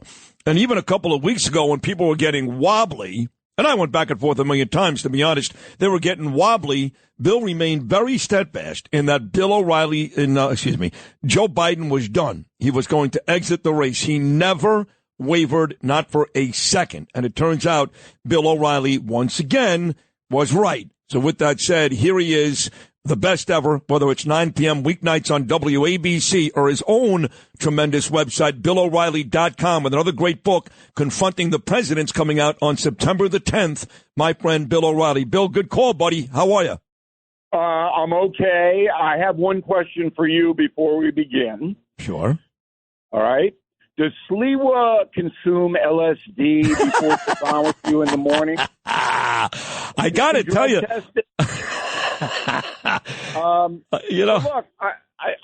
I understand the conspiracy stuff with the Trump shooting and all of that. It's good talk radio. A lot of people want to believe it. But just step back for a second. If you wanted to assassinate a president of the United States, would you hire a 20-year-old kid with a bad haircut? Is that where you're going? And I also say this. If you really wanted to kill Trump, and you had this massive operation, because now we're talking about there's bank accounts. This kid had encrypted bank accounts. They would have killed him if they wanted to kill him. They would have gotten it done. No, I mean this is a kid who doesn't know how to use the ATM machine. I mean, he's got an encrypted bank account in Switzerland. Come on. But anyway, look, I just wanted to have a little fun at Curtis's expense, and I'm sure he appreciates that very much. So I want everybody to go to BillO'Reilly.com because we did a special program last night. No gloat zone, by the way. I'm not running around going, and I did, and I was the first national commentator to predict that Biden would not be on a ticket. Right, which I just said. Yes, that's true. But people, I was actually sitting on the beach just yards away from the Atlantic Ocean when this thing happened yesterday, and my phone just blew up. How did you know? How did you know? How did you know? Well, I went over it last night. That's why I want everybody to go to BillO'Reilly.com and watch the 20-minute broadcast that we put on. And how I knew it was that politics is like a corporation, a business corporation. There's no difference other than corporations want money and politicians want power. But the way they are run is the same scenario. If you are in a corporation, and you and I have been working for corporations for decades, so we know this, and you start to lose status and power, you're finished. Right. And it's the same thing in politics. Once the polling turns against you, once you have big people like Barack Obama coming out and not really being enthusiastic, and then he uses a surrogate, George Clooney, to write a letter, all of those are obvious signs, and you cannot come back from that. All right? It is a merciless industry, politics, and so is big business. Merciless. Once weakness is perceived, you're through. Is it fair, though, and I'm asking you all of this really out of ignorance because you're much smarter, you've been around this, you're great. If some of these folks did stab him in the back, and that's the only way to look at this, they're calling him a hero today. That is so cowardly. They stabbed him in the back. They made him leave. But if the money stuck around, Bill, if the money stuck around and these donors weren't saying, not only are we pulling the money from Biden, but we're pulling all the money from the whole down ticket. If some of the money stuck around, even with some of these politicians stabbing him in the back, could he have stayed? No. Because his condition was declining rapidly.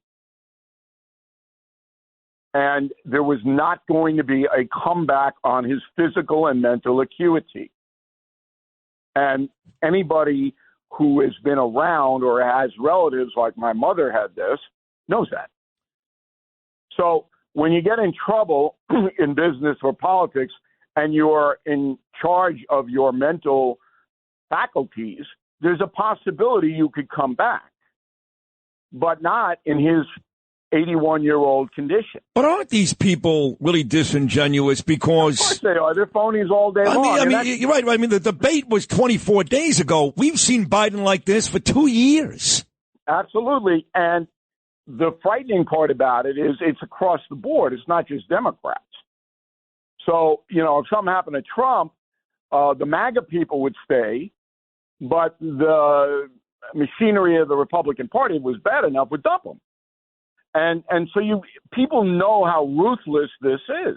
It's a terribly ruthless industry, politics.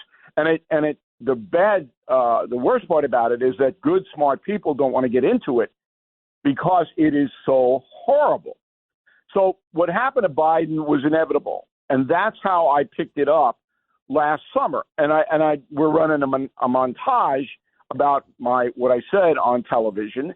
And, it's not an I told you so much as I want people to know when I give analysis on WABC or BillO'Reilly.com or News Nation or wherever it is, I know what I'm talking about.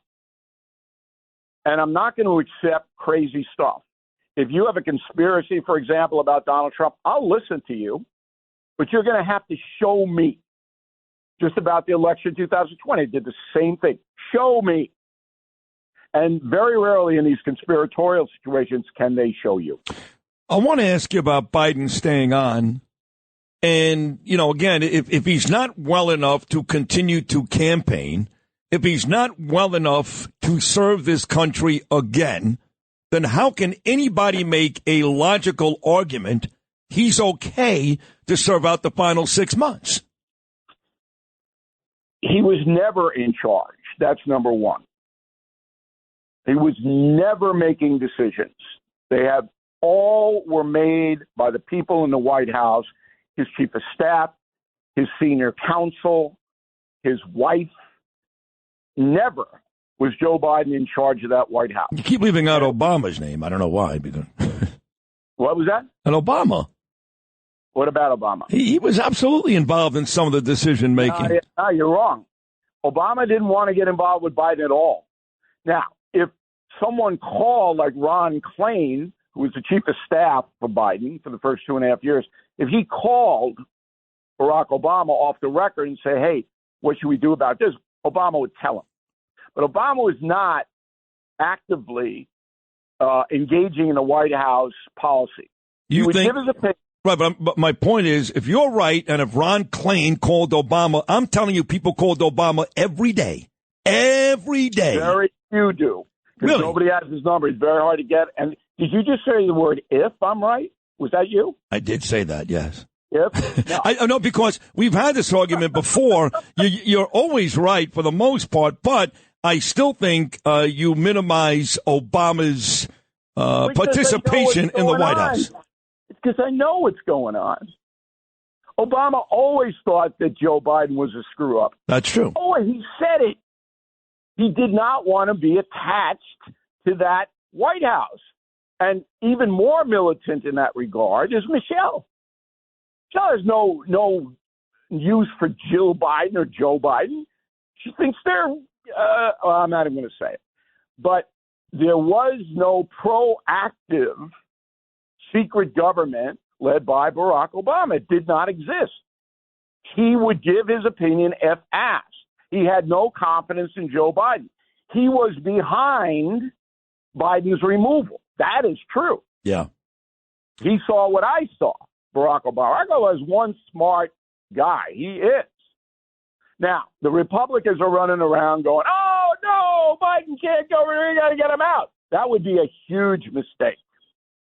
They should be saying, Joe, stay as long as you can stay. Because if Kamala Harris becomes president, she inherently triples her power and can do many, many things that she cannot do as a candidate. The Trump organization should know it. Of course, it does not. I don't know why. I mean, you mentioned confronting the president. Once you get a hold of that executive office with executive order power, And so I'm sitting there watching. But to that point, that brings you back to my last question. You're saying once you get a hold of that office with that executive power, watch out. So why should I feel comfortable knowing there's a guy in the White House who's angry, who's bitter, who's pissed off at Republicans and Democrats with that responsibility for the next 6 months? Because he's through. He's not going to do anything. Okay. I'm going to take your word for it. On the beach. Okay. Well, then let me get to Kamala for a second, okay? Okay. Because it does look like she's the odds-on favorite to get this. And you're going to explain to this audience, because only you can, what's really going to happen in Chicago next month. But as I was sitting down reviewing the Harris that I've seen the last couple of years, here's what I saw. Border czar who did nothing at the border showed up one day, a complete waste and a complete joke. Somebody who talked about Islamophobia and those issues literally 2 weeks after Jews were slaughtered, raped, tortured, and murdered in Israel. Somebody who openly talks about smoking weed yet had no problem putting away many people of her own color when she's the attorney general in California. And somebody who evades every question by a giggle. I know she checks 2 boxes. I get it. 2 important boxes, black and a female. But she has shown me nothing other than she's a moron. Why should I be nervous? Because I am. Well, number one, she doesn't like you, so that's that. That's a good assumption. Yeah. Kamala Harris is the first DEI hire in the executive branch in the history of the United States. She would not be there had she not been a woman of color. Okay, and everybody knows it. Kamala knows it. But now Kamala is going to right some wrongs. It's payback time. She is. And by the way, Brett Baer is reporting right now, this just broke, that Kamala Harris spoke to Barack Obama yesterday. Okay. And that's because Obama wants something in return for his endorsement.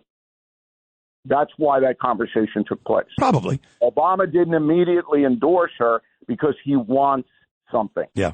I don't know what that is. Right, so that's the way these power right, games of course. So she's the first DEI hire. We're both aware of that. Why am I more nervous about her running than Biden? You should be. The first endorsement that Kamala Harris had was from George and Alex Soros. They couldn't endorse her quick enough. She is more progressive than Biden because Biden has no moral foundation, no belief system at all. Kamala does. She's a fanatical far leftist. So you should be concerned. Now, the advantage that Trump has, if he would stop with the nonsense, is that her record is abysmal at the federal level. Abysmal. And we're going to do an investigation tonight on BillO'Reilly.com, and you should watch it. She has never been behind any effective policy or strategy. Remember, she was a senator from California, the largest, most powerful state, Bupkis. And then as vice president, embarrassing. She was embarrassing. So you combine the two, if you stay on policy and stop with the nonsense about this, that, and the other thing that doesn't matter to the American people, you can beat her. But believe me, the progressive money is way behind her because they know that she will carry out the most extreme left-wing policies you have ever seen. Well, there's no doubt. There's no doubt about it. You know, for the Republicans that are complaining about Biden, you make the point they shouldn't complain. They should want him in there. But many are complaining they don't want him in there. And now there's been a lot of talk over the last few hours about invoking the 25th Amendment. That's never going to happen in a million years. Because the Democrats don't want to embarrass themselves. They've been telling everybody that Biden's fine for the last 5 years. Right. And now they're going to go, well, we want to boot him out because he can't eat breakfast. Right. He's drooling all over himself. Come on. Right. So, okay. That's never going to happen. Okay. So the Soroses both endorsed Kamala Harris. The Clintons both endorsed Kamala Harris. Right. Joe Biden endorsed Kamala Harris. But when we get to Chicago next month for the DNC, how does it work? How do they officially nominate somebody? Because there's a lot of big names: Schumer, Pelosi, Obama. They may want something. You're right, but they haven't endorsed Kamala. So how does all this work? They will. And by the way, that's a good question, which is why you're number one in the morning in New York City. Thank you. So here's how the Chicago thing is going to shake down. Are you going, by the way? I think I was not going to go, but after having Katz in studio about 30 minutes ago, I think at least 2 days I'll probably be there, yes. All right. Make sure if you do go, you run up a big tab and have okay? So, number one, there are going to be 5,000 anarchists in Chicago causing amazing trouble on the outside of the perimeter. So this is going to be 1968 all over again. They're going to try. They won't have the numbers that they had in 68. But there's 5,000 hardcore far-left anarchists that are going to try to burn down this convention. Okay? That's number one. The Chicago police cannot handle them. They can't even handle neighborhoods off Martin Luther King Boulevard in Chicago. Chicago police are absolutely in disarray. They can't handle it. So federal troops will have to come in, and that's not a good look for the Democratic Party. All right? The Guard is going to have to come in. All of it, maybe even the military will have to come in to protect that convention from these violent people. And everybody who lives in New York City knows what they are capable of doing. It's the same people that tied up the Brooklyn Bridge, that assaulted the cops, that threw Molotov cocktails in the police cars. These people are going to be there. That's number one. Number two, the Democratic Party does not want any kind of vote or debate or anything. And anyone who challenges Kamala Harris will ruin his or her career forever. So the talk of open convention you find to be ridiculous. Look, people watch this, CNN, MSNBC, all the networks, Fox, they watch it, and they believe this garbage that these people who know nothing spew out. I watched it last night because I'm trying to pick up some information. I got no information. I got a bunch of bilge, B-I-L-G-E, from commentators who are paid a lot of money for knowing nothing. You saw Van Jones start to cry. The more money you were going to make. Right. Okay? Yep. And I'm sitting there going, they're not going to have any open convention because nobody will run against Kamala. You think Kamala is going to be happy if somebody challenges her? No. No, she's going to be pissed, but win no matter what. Right. So you're not. So, but you like, for example, Joe Manchin came out yesterday and he'll get 6 votes. Right. Nobody's going to vote for Joe Manchin. He dumped the Democratic Party. Right. He'll get 6 votes. Joe Manchin is shrewd. He says, maybe I'll go back and I'll run. He's not running. Right. He doesn't have any money, and nobody's going to give him any money. And there's no way that the governor of Pennsylvania, Shapiro, or the governor of Michigan, Whitmer, they can't compete with the black vice president. No way. No, and they don't want to. So the VP that she's going to pick has to be a white man, which is driving the progressives crazy. They'd love to have 2 women on the top, but they can't. Can't do that. It's going to be Shapiro. Maybe Shapiro. Maybe Kelly. Shapiro. Maybe Kelly out of Arizona. Here's the problem with Shapiro. Kamala has been very anti-Israel. Shapiro is an Orthodox Jew. That's not going to be a compatible. That doesn't work. Right. So it's going to go to, and you're hearing it on Sid and Friends right now, the governor of Kentucky, Brescher. Really? Yeah, because he's a Democrat, but Kentucky is a Republican state. And this guy is a brilliant campaigner. He'll be able to wax J.D. Vance. J.D. better be on his game going up against Brescher. So that's I'm guessing, I don't have inside information as I usually do on this, but he is acceptable to Harris and the party. And they need a moderate white man, which is what he is. Well, I keep hearing the name the last couple of days of Kelly out of Arizona. No, it doesn't matter. It doesn't make any sense to bring him in. Okay. Because Kelly is he's well thought of, but he's not going. Maybe he'd make a few votes in Arizona, and he might be, but he's not nearly as charismatic as Brescher. Yep.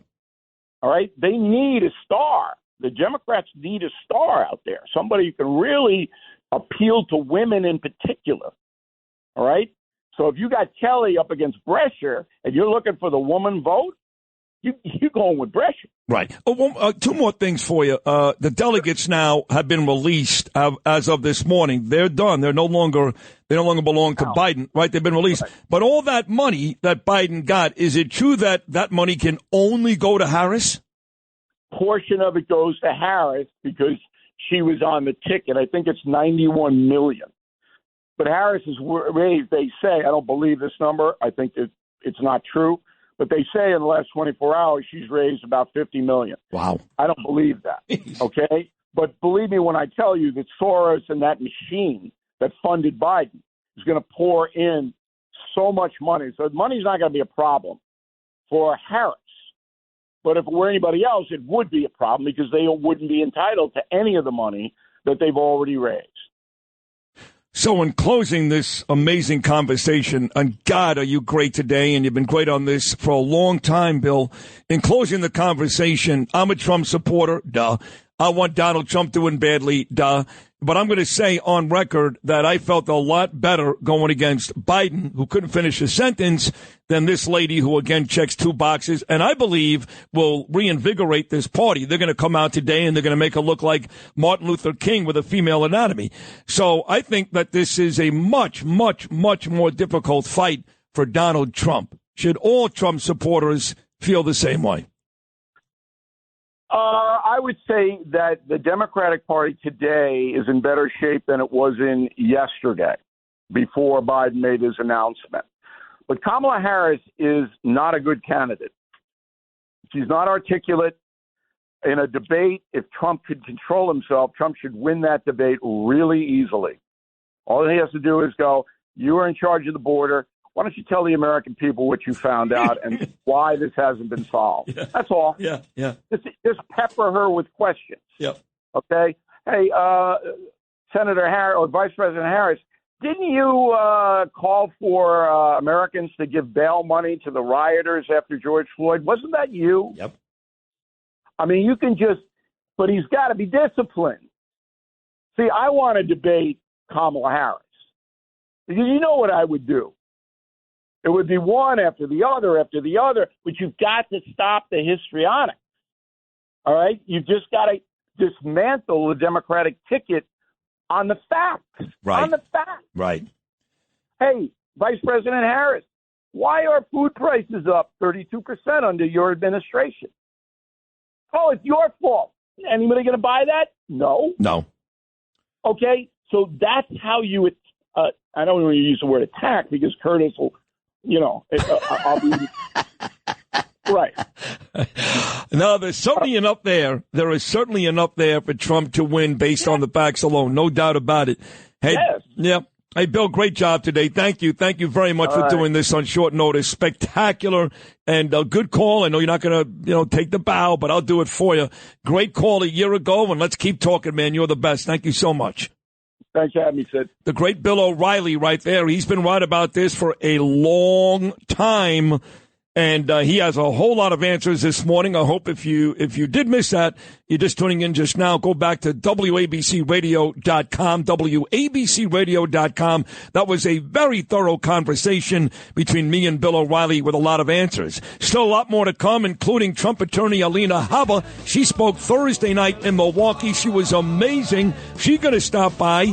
Brooklyn Councilwoman Ina Vernikov. She got me in Thursday. She's going to stop by. And Wisconsin Senator Ron Johnson. Those three still to come. Been a huge Monday on Sid Friends in the morning, and I'll be back right after this. You think of me and wonder where I am these days. At the end of the line, maybe somewhere down the road when somebody plays. At the end of the line, the purple haze. Well, it's alright. Even when push comes to shove, well, it's alright. If you got someone to love, well, it's alright. Everything will work out fine. Well, it's alright. We're going to the end of the line. Don't have to be ashamed of the Sid and Friends in the morning. 77 WABC.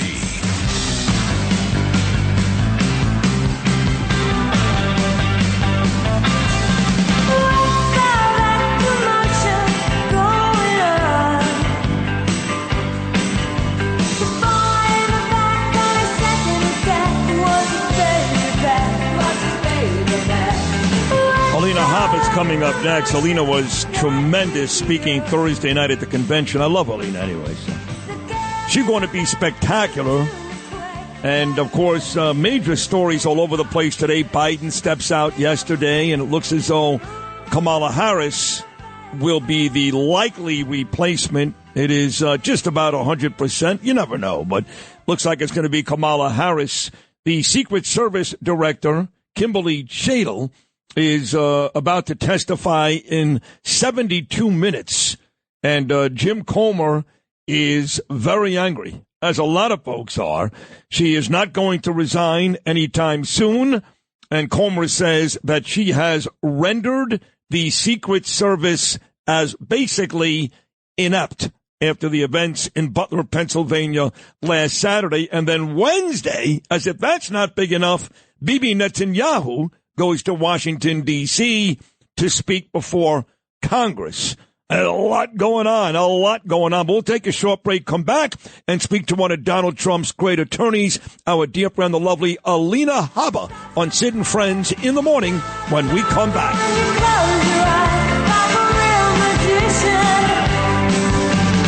Still, she knows she'll never lose a thing. She can put you up on the shelf until she wants to pull the string. Still, you know, she'll never. Entertaining and informative. This is Sid and Friends in the morning. 77 WABC.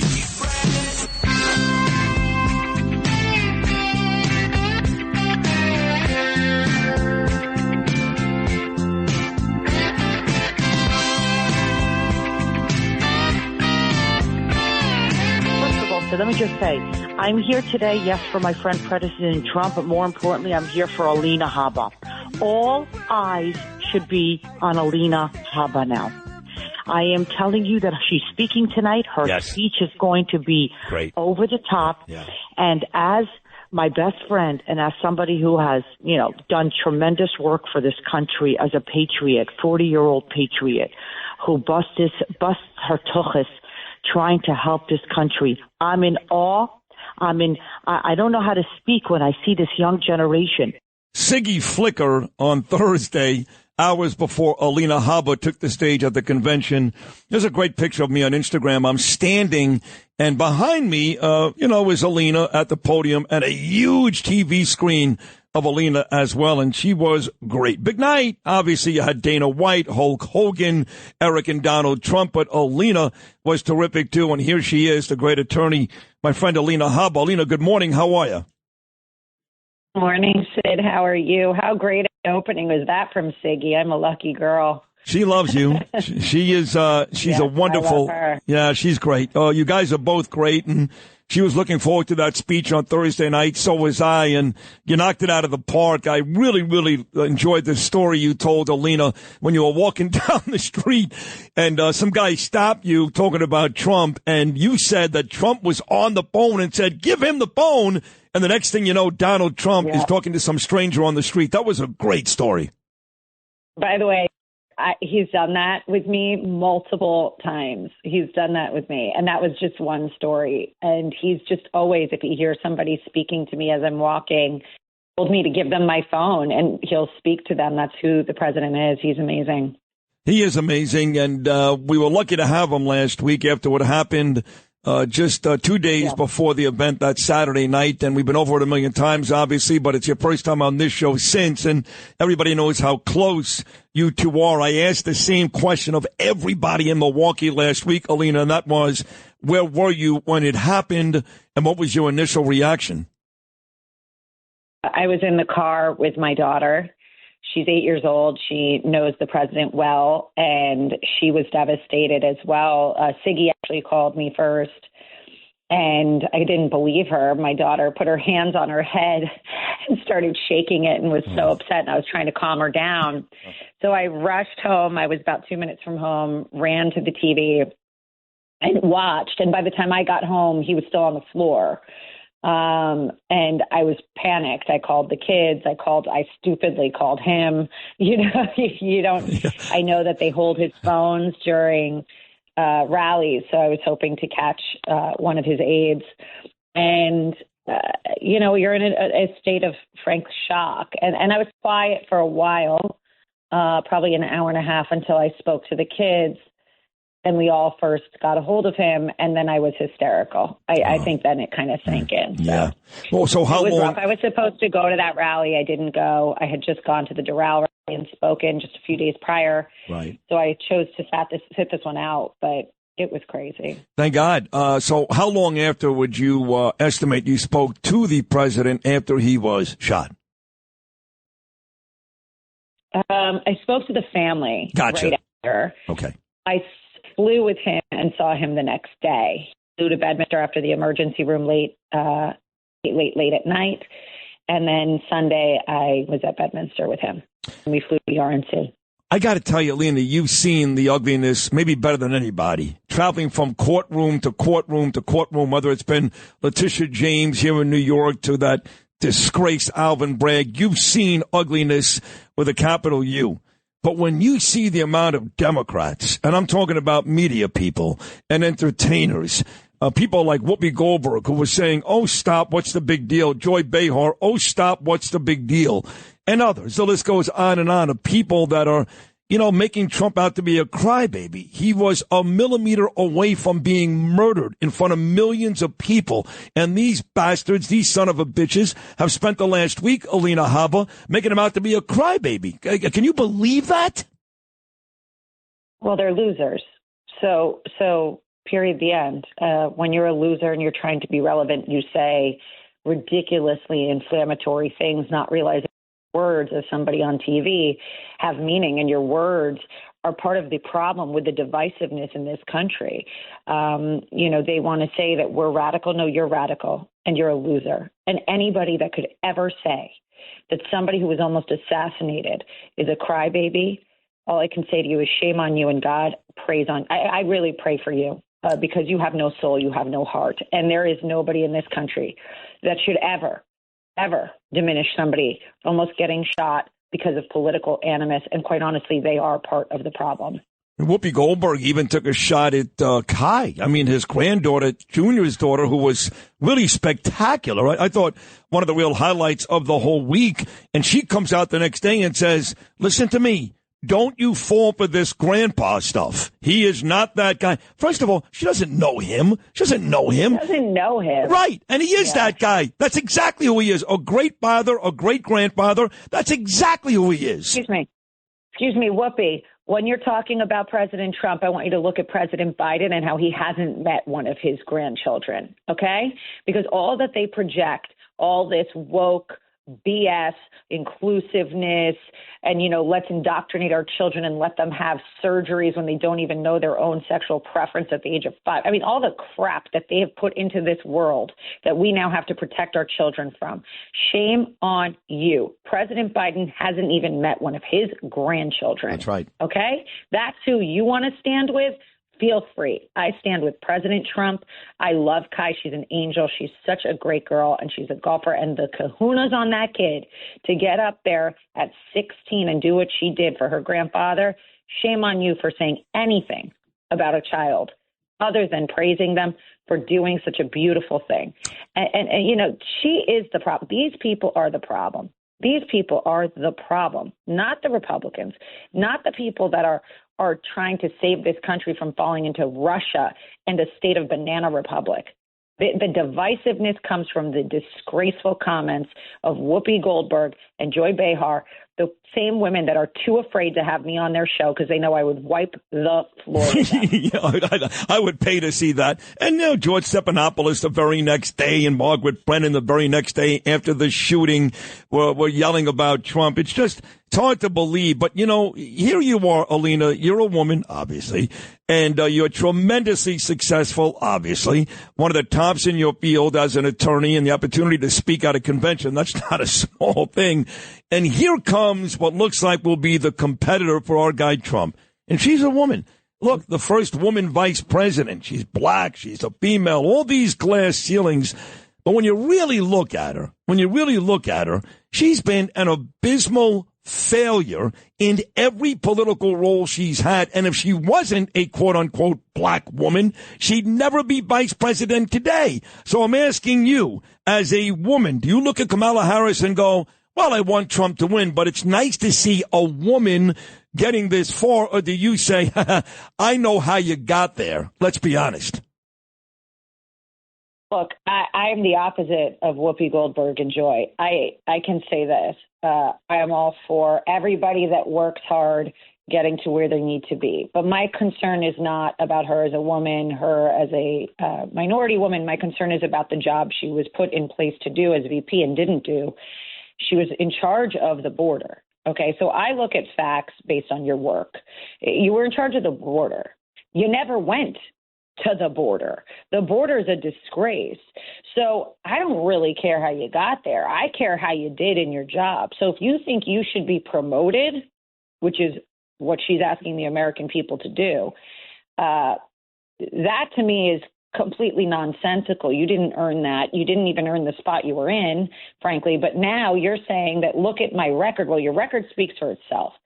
So I'm not going to get into some feminist BS because that's a very, the liberals would love to do that and say, and that's what they'll use. They'll use the female card. I don't ask people to do that with me.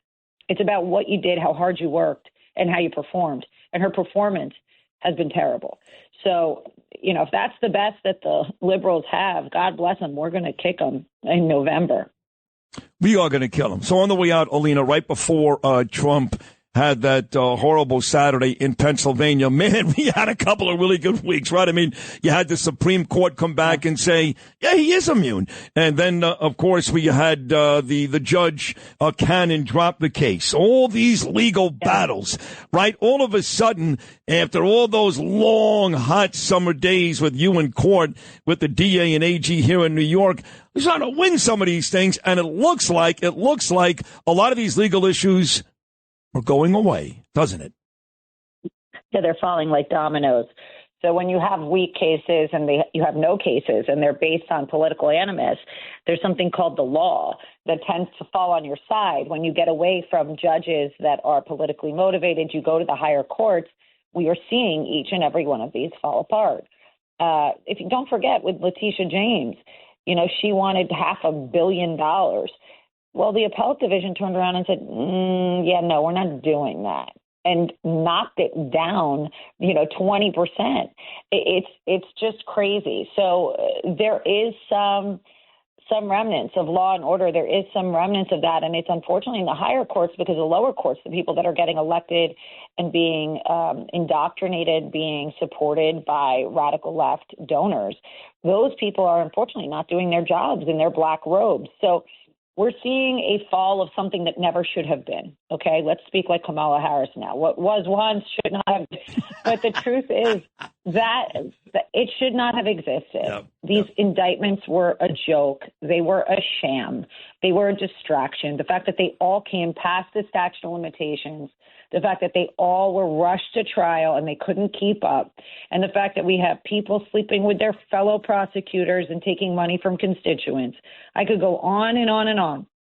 These are people that ran on getting Trump, and now you are falling because you were so power hungry and you didn't listen and do what was best for your state, for your constituents. The state of New York has fallen apart. And these are the people to blame for it because they're using all their resources to get President Trump. And now it was wasted. Millions and millions of dollars of New York taxpayer money for nothing, for a sham show. That's what happened. Well said. Look, you were terrific. You sounded great. You looked great on Thursday night. And I know it was a huge honor for you and your family, your husband. Wow. Your parents must have been so happy to watch you. And certainly me and Siggy were. So congratulations. You deserve it. Well done. And we keep fighting, Alina. We keep fighting to make sure our guy is back on Pennsylvania Avenue in November. Thank you so much for this morning. Thank you. Good to talk to you. That's Alina Habba, the great Trump attorney. And once again, she was terrific on Thursday night at the convention. Still more to come. Final hour, Ina Vernikov and Wisconsin Senator Ron Johnson. Fourth and final hour, Sid and Friends in the mode. Come on, Henley. Happy birthday, baby. Come on. When it all goes down, we will still come through in the long run. Ooh,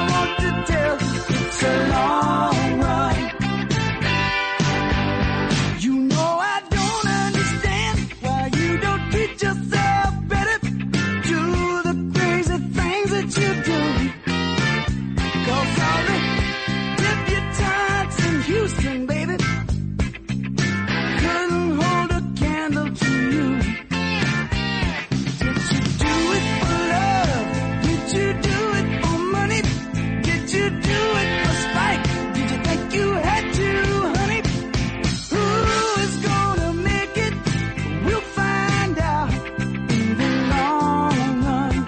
In the long run, I know we can take it if our love is a strong one.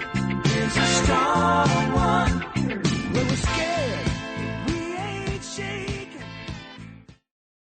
Oi! This is Sid and Friends in the morning. 77 WABC. Good evening, Linda. What's on your mind? Yeah, hi, Dom. I'm really glad you're back. Thank You're you. back I in New am York. too. It's great. I am too. Yeah, it's great. We have a lot of time. Hey, but What? Linda, because Sid tried to get out on Friday, Milwaukee. And, I got an issue with Sid because when Sid is not, oh my God, he's a pretty boy. And when he's not working, like when he was in Milwaukee, he's in the gym and he's making us all look bad. And I had a great time talking to his wife, Danielle. But when he's not working, he's in the gym and he's in the gym, Linda. And he's like, 1, 2, 3, 1, 2, 3. It's like, ew.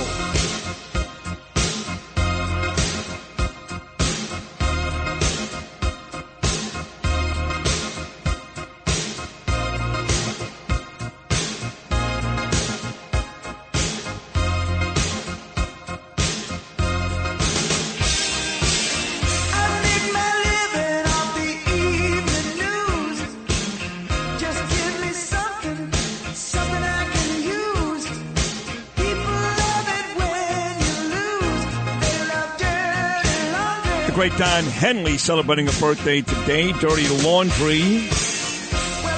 Don't forget, folks, NJ Diet, NJDiet.com, 855-5NJ-DIET. Loser contractually guaranteed 20 to 40 plus pounds in only 40 days. I was Dominic Carter.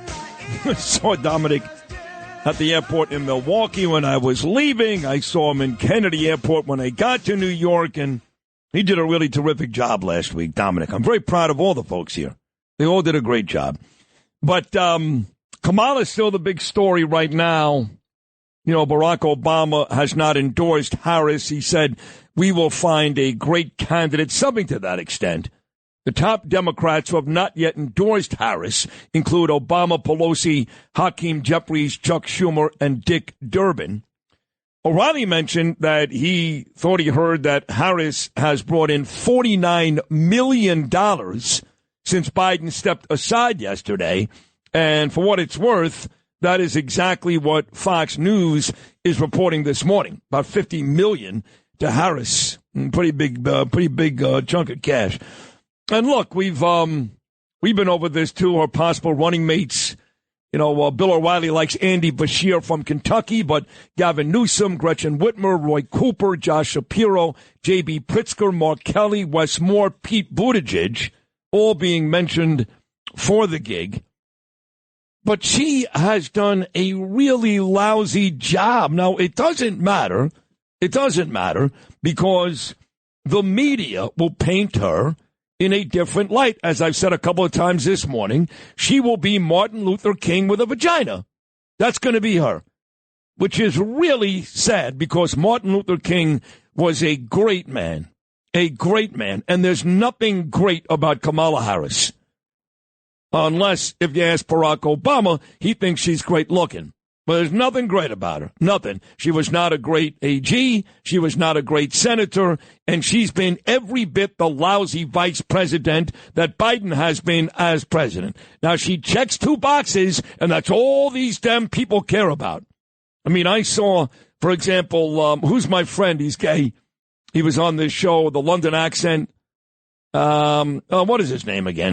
He's on Rosanna Scotto. Rob. Rob Shooter. Yeah, Rob Shooter. Yeah. On his Facebook, pictures of Kamala Harris draped in the gay pride flag and him saying, I'm with her. Jews, my own people. That's right, Noah Tishby. All over Facebook, I'm with her. I used to work with some fat guy down in Florida. His name is Josh Friedman, sports guy.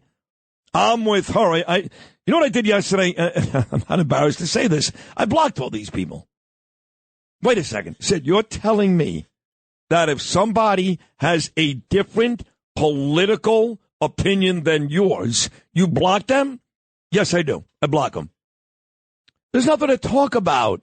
What could we possibly talk about? You know, if you start up a conversation talking about the Mets and the Cubs, eventually it gets to politics.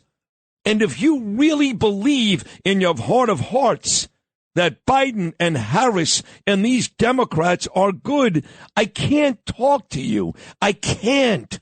This is not a small thing. These people are ruining cities all over the United States, ruining countries, allowing World War III to be a pubic hair away. I can't talk to you.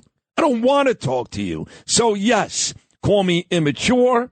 Say, Sid Rosenberg, he's one of the problems. Maybe I am, but at least I admit it. I don't try to hide it.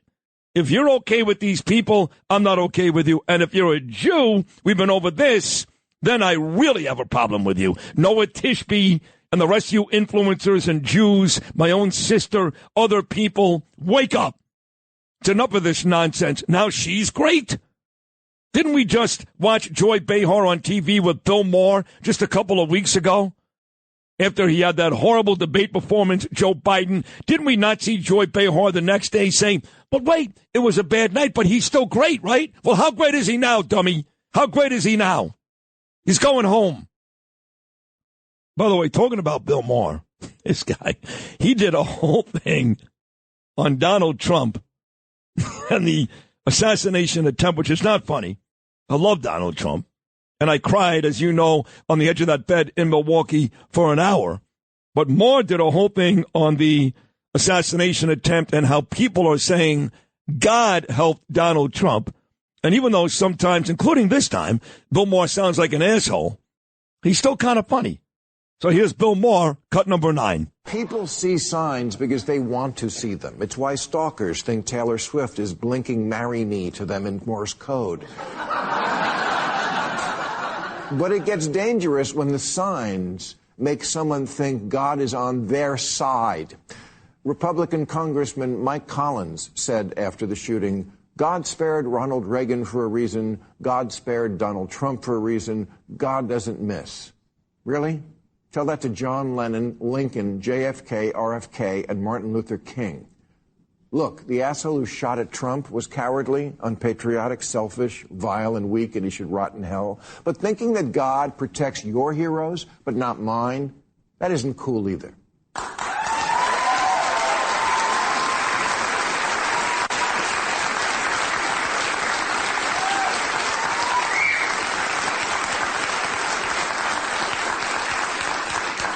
MAGA Nation, because they are religious by nature and given to magical thinking, have been trending towards demigod worship for a while now. The shirts and flags and posters depicting Trump the Redeemer, the crosses and religious imagery that were heavy in the crowd on January 6th. But Trump didn't survive the attempt on his life because of divine intervention. He survived because a virgin couldn't hit the fattest president since Taft.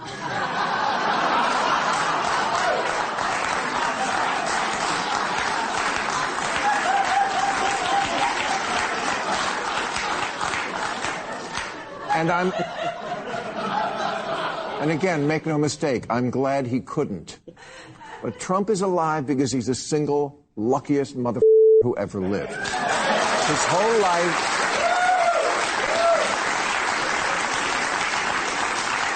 whole life is a string of "you gotta be kidding me." That's Bill Maher. Let's get to the opening bell. The stock exchange about to open. Let's get the latest with Noam Laden.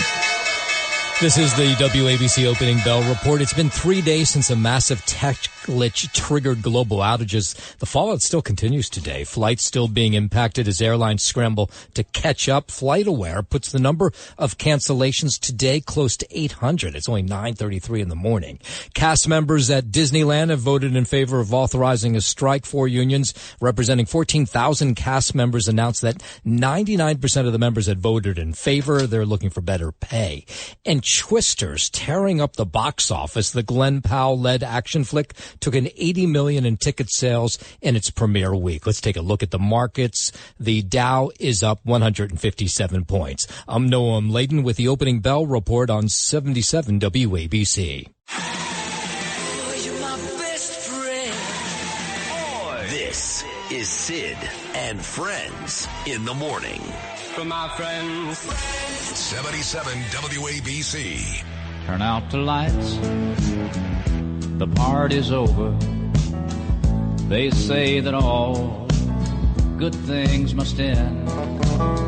Let's call it a night. Oh, God, this brings back great memories of Dandy Don Meredith on Monday Night Football with Howard Cosell. Howard Cosell and Frank Gifford. Turn out the lights, the party's over. Well, it's over for Biden, but it ain't over just yet for the Democrats. I was watching Ron Johnson on television yesterday morning with Maria Bartiromo. Ron's been on this show with me a bunch of times, great senator from the state of Wisconsin. And there is more information coming out this morning about just how badly the Secret Service screwed up. Now it turns out this Trump shooter flew a drone over the rally site. And we know, of course, the Secret Service has electronics that detect drones. So every couple of minutes, there's more information that makes you think, wow, this was really a bad job by the Secret Service, and maybe give some of these conspiracy theorists, like Curtis, a little more ammunition. With that said, here he is, Wisconsin Senator Ron Johnson. Ron, Sid Rosenberg, how are you, pal? Doing well, Sid. Hope you are, too. I'm doing great. Let me first congratulate you and your state. You know, I've been to lacrosse before. I've been to a Green Bay Packer Minnesota Viking game before, but never to Milwaukee. And that was not an easy job. A lot of people, a president that was just shot days before.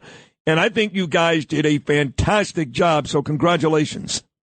Well, we had law enforcement from all over the country come in and provide the manpower to make sure that nothing got out of hand, nothing did. You know, I appreciate the protesters, by and large, protesting peacefully, but it really was a convention, a lot of energy. The Republican Party has come together. We are completely unified, obviously, because Democrat policies are destroying this country.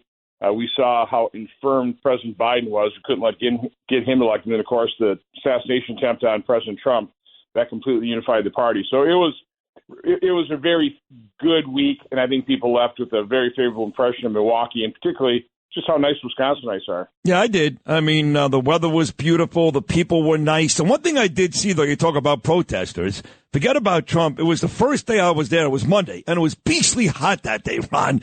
And, you know, the perimeter was very difficult to get around. You guys had so much security. So I had to make my way. I had to walk from the arena to State and Water Street. I know you know what that is. I had no idea where I was. But that's where the Uber was going to pick me up. And right across the street, there was a massive, and I mean massive, pro-Palestinian rally. Now, I'm a fervent Jew, and I can't stand that.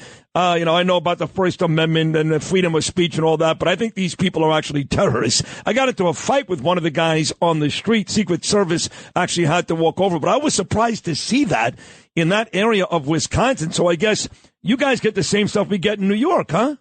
Yeah, my guess is those people got bussed in, trucked in, you know, whatever. It was only the one, from my standpoint, I think it's only the one instance. It petered out pretty fast, and then the rest of the week was great, and the weather turned much more pleasant. It was really hot Sunday and Monday, but then it's beautiful Tuesday, Wednesday, Thursday. It was gorgeous, and I had to switch hotels because my flight got canceled on Friday, so I went from the DoubleTree in Brookfield, Milwaukee, to the DoubleTree by the airport, and I enjoyed it. I really did. But let's get to the matter at hand. You were great on Maria yesterday, and there's a lot going on. Today, the latest is that this sniper who shot Trump and killed an innocent man, he had a drone fly over that site hours before the all that happened, and they found the drone in his car. So here is another thing that people are upset about with the Secret Service, because they've got technology to detect that. How was this kid able to fly a drone over that site, Ron? Well, I went on Maria primarily in reaction to the infuriating briefing we got from the Secret Service and FBI on Wednesday, where, Director Cheadle said there were mistakes and gaffes. Really gave us no information other than response to John Cornyn's question, like, when did you first detect this potential threat? Is more than an hour ahead of time. But my staff has been contacting law enforcement, both local and federal. We're getting cooperation out of the local. We're getting some information. So I went to Maria with a very incomplete, very preliminary set of findings. And we issued that set of findings yesterday, primarily to prompt more people to come forward. On that briefing, I think both the Secret Service and FBI directors said, we want to ensure that, conspiracy theories don't take hold. Well, if you want to do that, address what's already out in the public domain. Be honest with the American public. Get us information. As soon as you've got it nailed down, tell us what actually happened. And, of course, they're not doing that. They're doing the same thing they always do. They gather information. It goes to the black hole of the agencies. And, unlike 1963 where we had one Zapruder film, we probably have hundreds of cell phone video and audio accounts. And that can be used for acoustic signatures to help, triangulate and try and find out exactly where the shots are coming from. And, again, they came out immediately. It's a single shooter. Okay, I hope that's the case. But how do you explain just the very different sound of the first three shots versus the next 5 or 6? How do you explain that? Well, you could explain it. Well, you could explain it. And I heard you tell Maria yesterday that there's a school of thought. And look, I don't believe this was a conspiracy. There's a conspiracy here to hide it. I don't. I think they were just inept. But you're right. Until they give us facts, we have to leave everything open. But how can I explain it is that those were the Secret Service guns firing at the sniper. No. We don't know. That, again, by not being transparent to the public. For example, there's plenty of reports that there were multiple requests from the Trump campaign to beef up security protection. They denied those until all of a sudden, well, I guess it's true. There are reports that the snipers, the Secret Service snipers, had this guy in his sights. Well, and requested information to take him out. Did that happen? I don't know. Yeah. Mum's the word. So these are things in the internet. They're circling around. The longer you take to address these things, if they're untrue, to refute them, the more this, again, conspiracy theories grow and they take hold, and they're going to be more difficult to refute. No, I agree with you. I agree with you. So did you say yesterday, too, that you had people tell you that there was as many as 3 gunmen at this event? No. There, according to one analysis, there were 3 separate guns fired. One, of course, would have been the Secret Service snipers. It appears that there may be 2 other guns fired. Again, I don't know. I'm not an expert. Right. You listen to the video. It's reasonably convincing. Whether it's completely false, I don't know. But because it's convincing, I think the FBI ought to. Why are you saying it was a single shooter? Put up the facts there. If you know where all the bullets landed, you know the trajectories, come out with that evidence. Right, so if you're saying there were 3 different guns heard, then the assumption's going to be that there were 2 shooters and Secret Service. Or the assassin might have used 2 guns. Gotcha. Who knows? Right. So let me ask you, too, when you talk about, you're right. Be more transparent. Right. So when you talk about the assassin, too, and this is what had me tune into Maria, because I saw her promo this with Pete Hegseth earlier. She said, there's a story about a guy in a gray sport jacket who with no credentials, somehow was able to climb up the ladder and was actually asking people to take photos of the dead sniper, in which they gave it to this guy, and we still have no idea to this day whether this guy was Secret Service or not. Did I hear that correctly? Not the way I'm telling it. Okay, so the Beaver County snipers, they were the first people up there. They were then joined by Allegheny County bomb squad members and a guy in a suit. Okay, it was the members of the Allegheny bomb squad that told the Beaver County sniper team, who had taken the photos, to text those photos to a 215 phone number, which was the phone number of an ATF agent. Okay, but it was the Allegheny County bomb squad people that told him to do that. You know, the guy in the suit, I don't know where it came, the gray suit. You know, I think people just assumed was Secret Service. We don't know. Again, my initial report is based on telephone interviews with law enforcement. We need to get far more detailed, transcribed interviews, check all these things out. Again, I completely understand. What I released is totally incomplete, very preliminary. But again, I did it. I need more people to come forward. We need witnesses in the public. We need law enforcement witnesses. We need whistleblowers, possibly. I wish I could believe and trust the FBI and Secret Service be honest with their investigation. I can't. I've seen the corruption, for example, the Russian hoax or collusion hoax investigation. I've seen the corruption. So I certainly understand that the Secret Service has every incentive to cover these things up, to whitewash this, to not show what a grotesque lapse of terrible job. What security failure this was. That's why we need independent investigations, and these guys got to be transparent. And they're holding true to form. They're going dark on us. Go through congressional liaisons. Fortunately, I've got the chairman of the Permanent Subcommittee Investigation. I'm the ranking member who agrees with me. We need to start transcribed interviews now before memories fade. So hopefully that will proceed, and hopefully we'll use subpoena power if we need to. Yes, I hope you would, too. And, of course, the head of the Secret Service, Kimberly Cheadle, is about to face Congress. She's going to testify coming up in 12 minutes. In the final 60 seconds, Ron, it looks like the new presidential choice for the Democrats, Kamala Harris, is going to actually pick your state, Wisconsin, for her first rally. So here you just hosted President Trump, and I was there for this great RNC convention, and it does look like breaking news. Kamala Harris is going to rally in your state, her first rally since Biden ended his campaign. What kind of reception will Harris get in your state? We're a divided state, so she'll have plenty of supporters out here. And, her main supporters will be the mainstream media now, who have certainly ridiculed her in the past. Now Kamala Harris will be the next Messiah. I mean, they will prop this person up. They'll put her on a pedestal. They'll say she's the greatest thing since sliced bread. It's going to make you ill watching how the mainstream media is going to turn in their narrative on Vice President Harris. I think Wisconsin, though, will treat her nicely based upon what I saw from with the Republicans last week. Hey, Ron Johnson, you keep talking because the questions you're asking are very, very important. And I think you've been great throughout this whole process. I look forward to speaking to you again very, very soon, Ron. Thank you so much. Stay well. You too. Ron Johnson, Senator, Wisconsin. And looks like Harris is on her way to that state, too. We'll take a short break. Brian Kilmeade coming up in about 10 minutes. Part is over. Turn out the lights. The party's over. They say that all good things must end. Let's call it a night.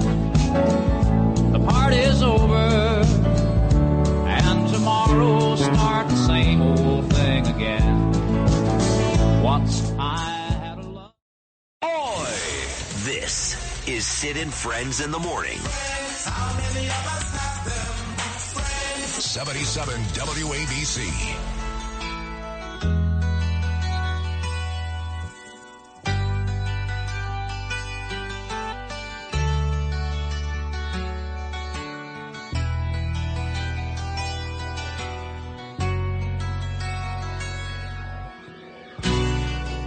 Funny, we did mention Hotel California early on, and Lou goes, man, it's ironic you would mention that song. I go, why?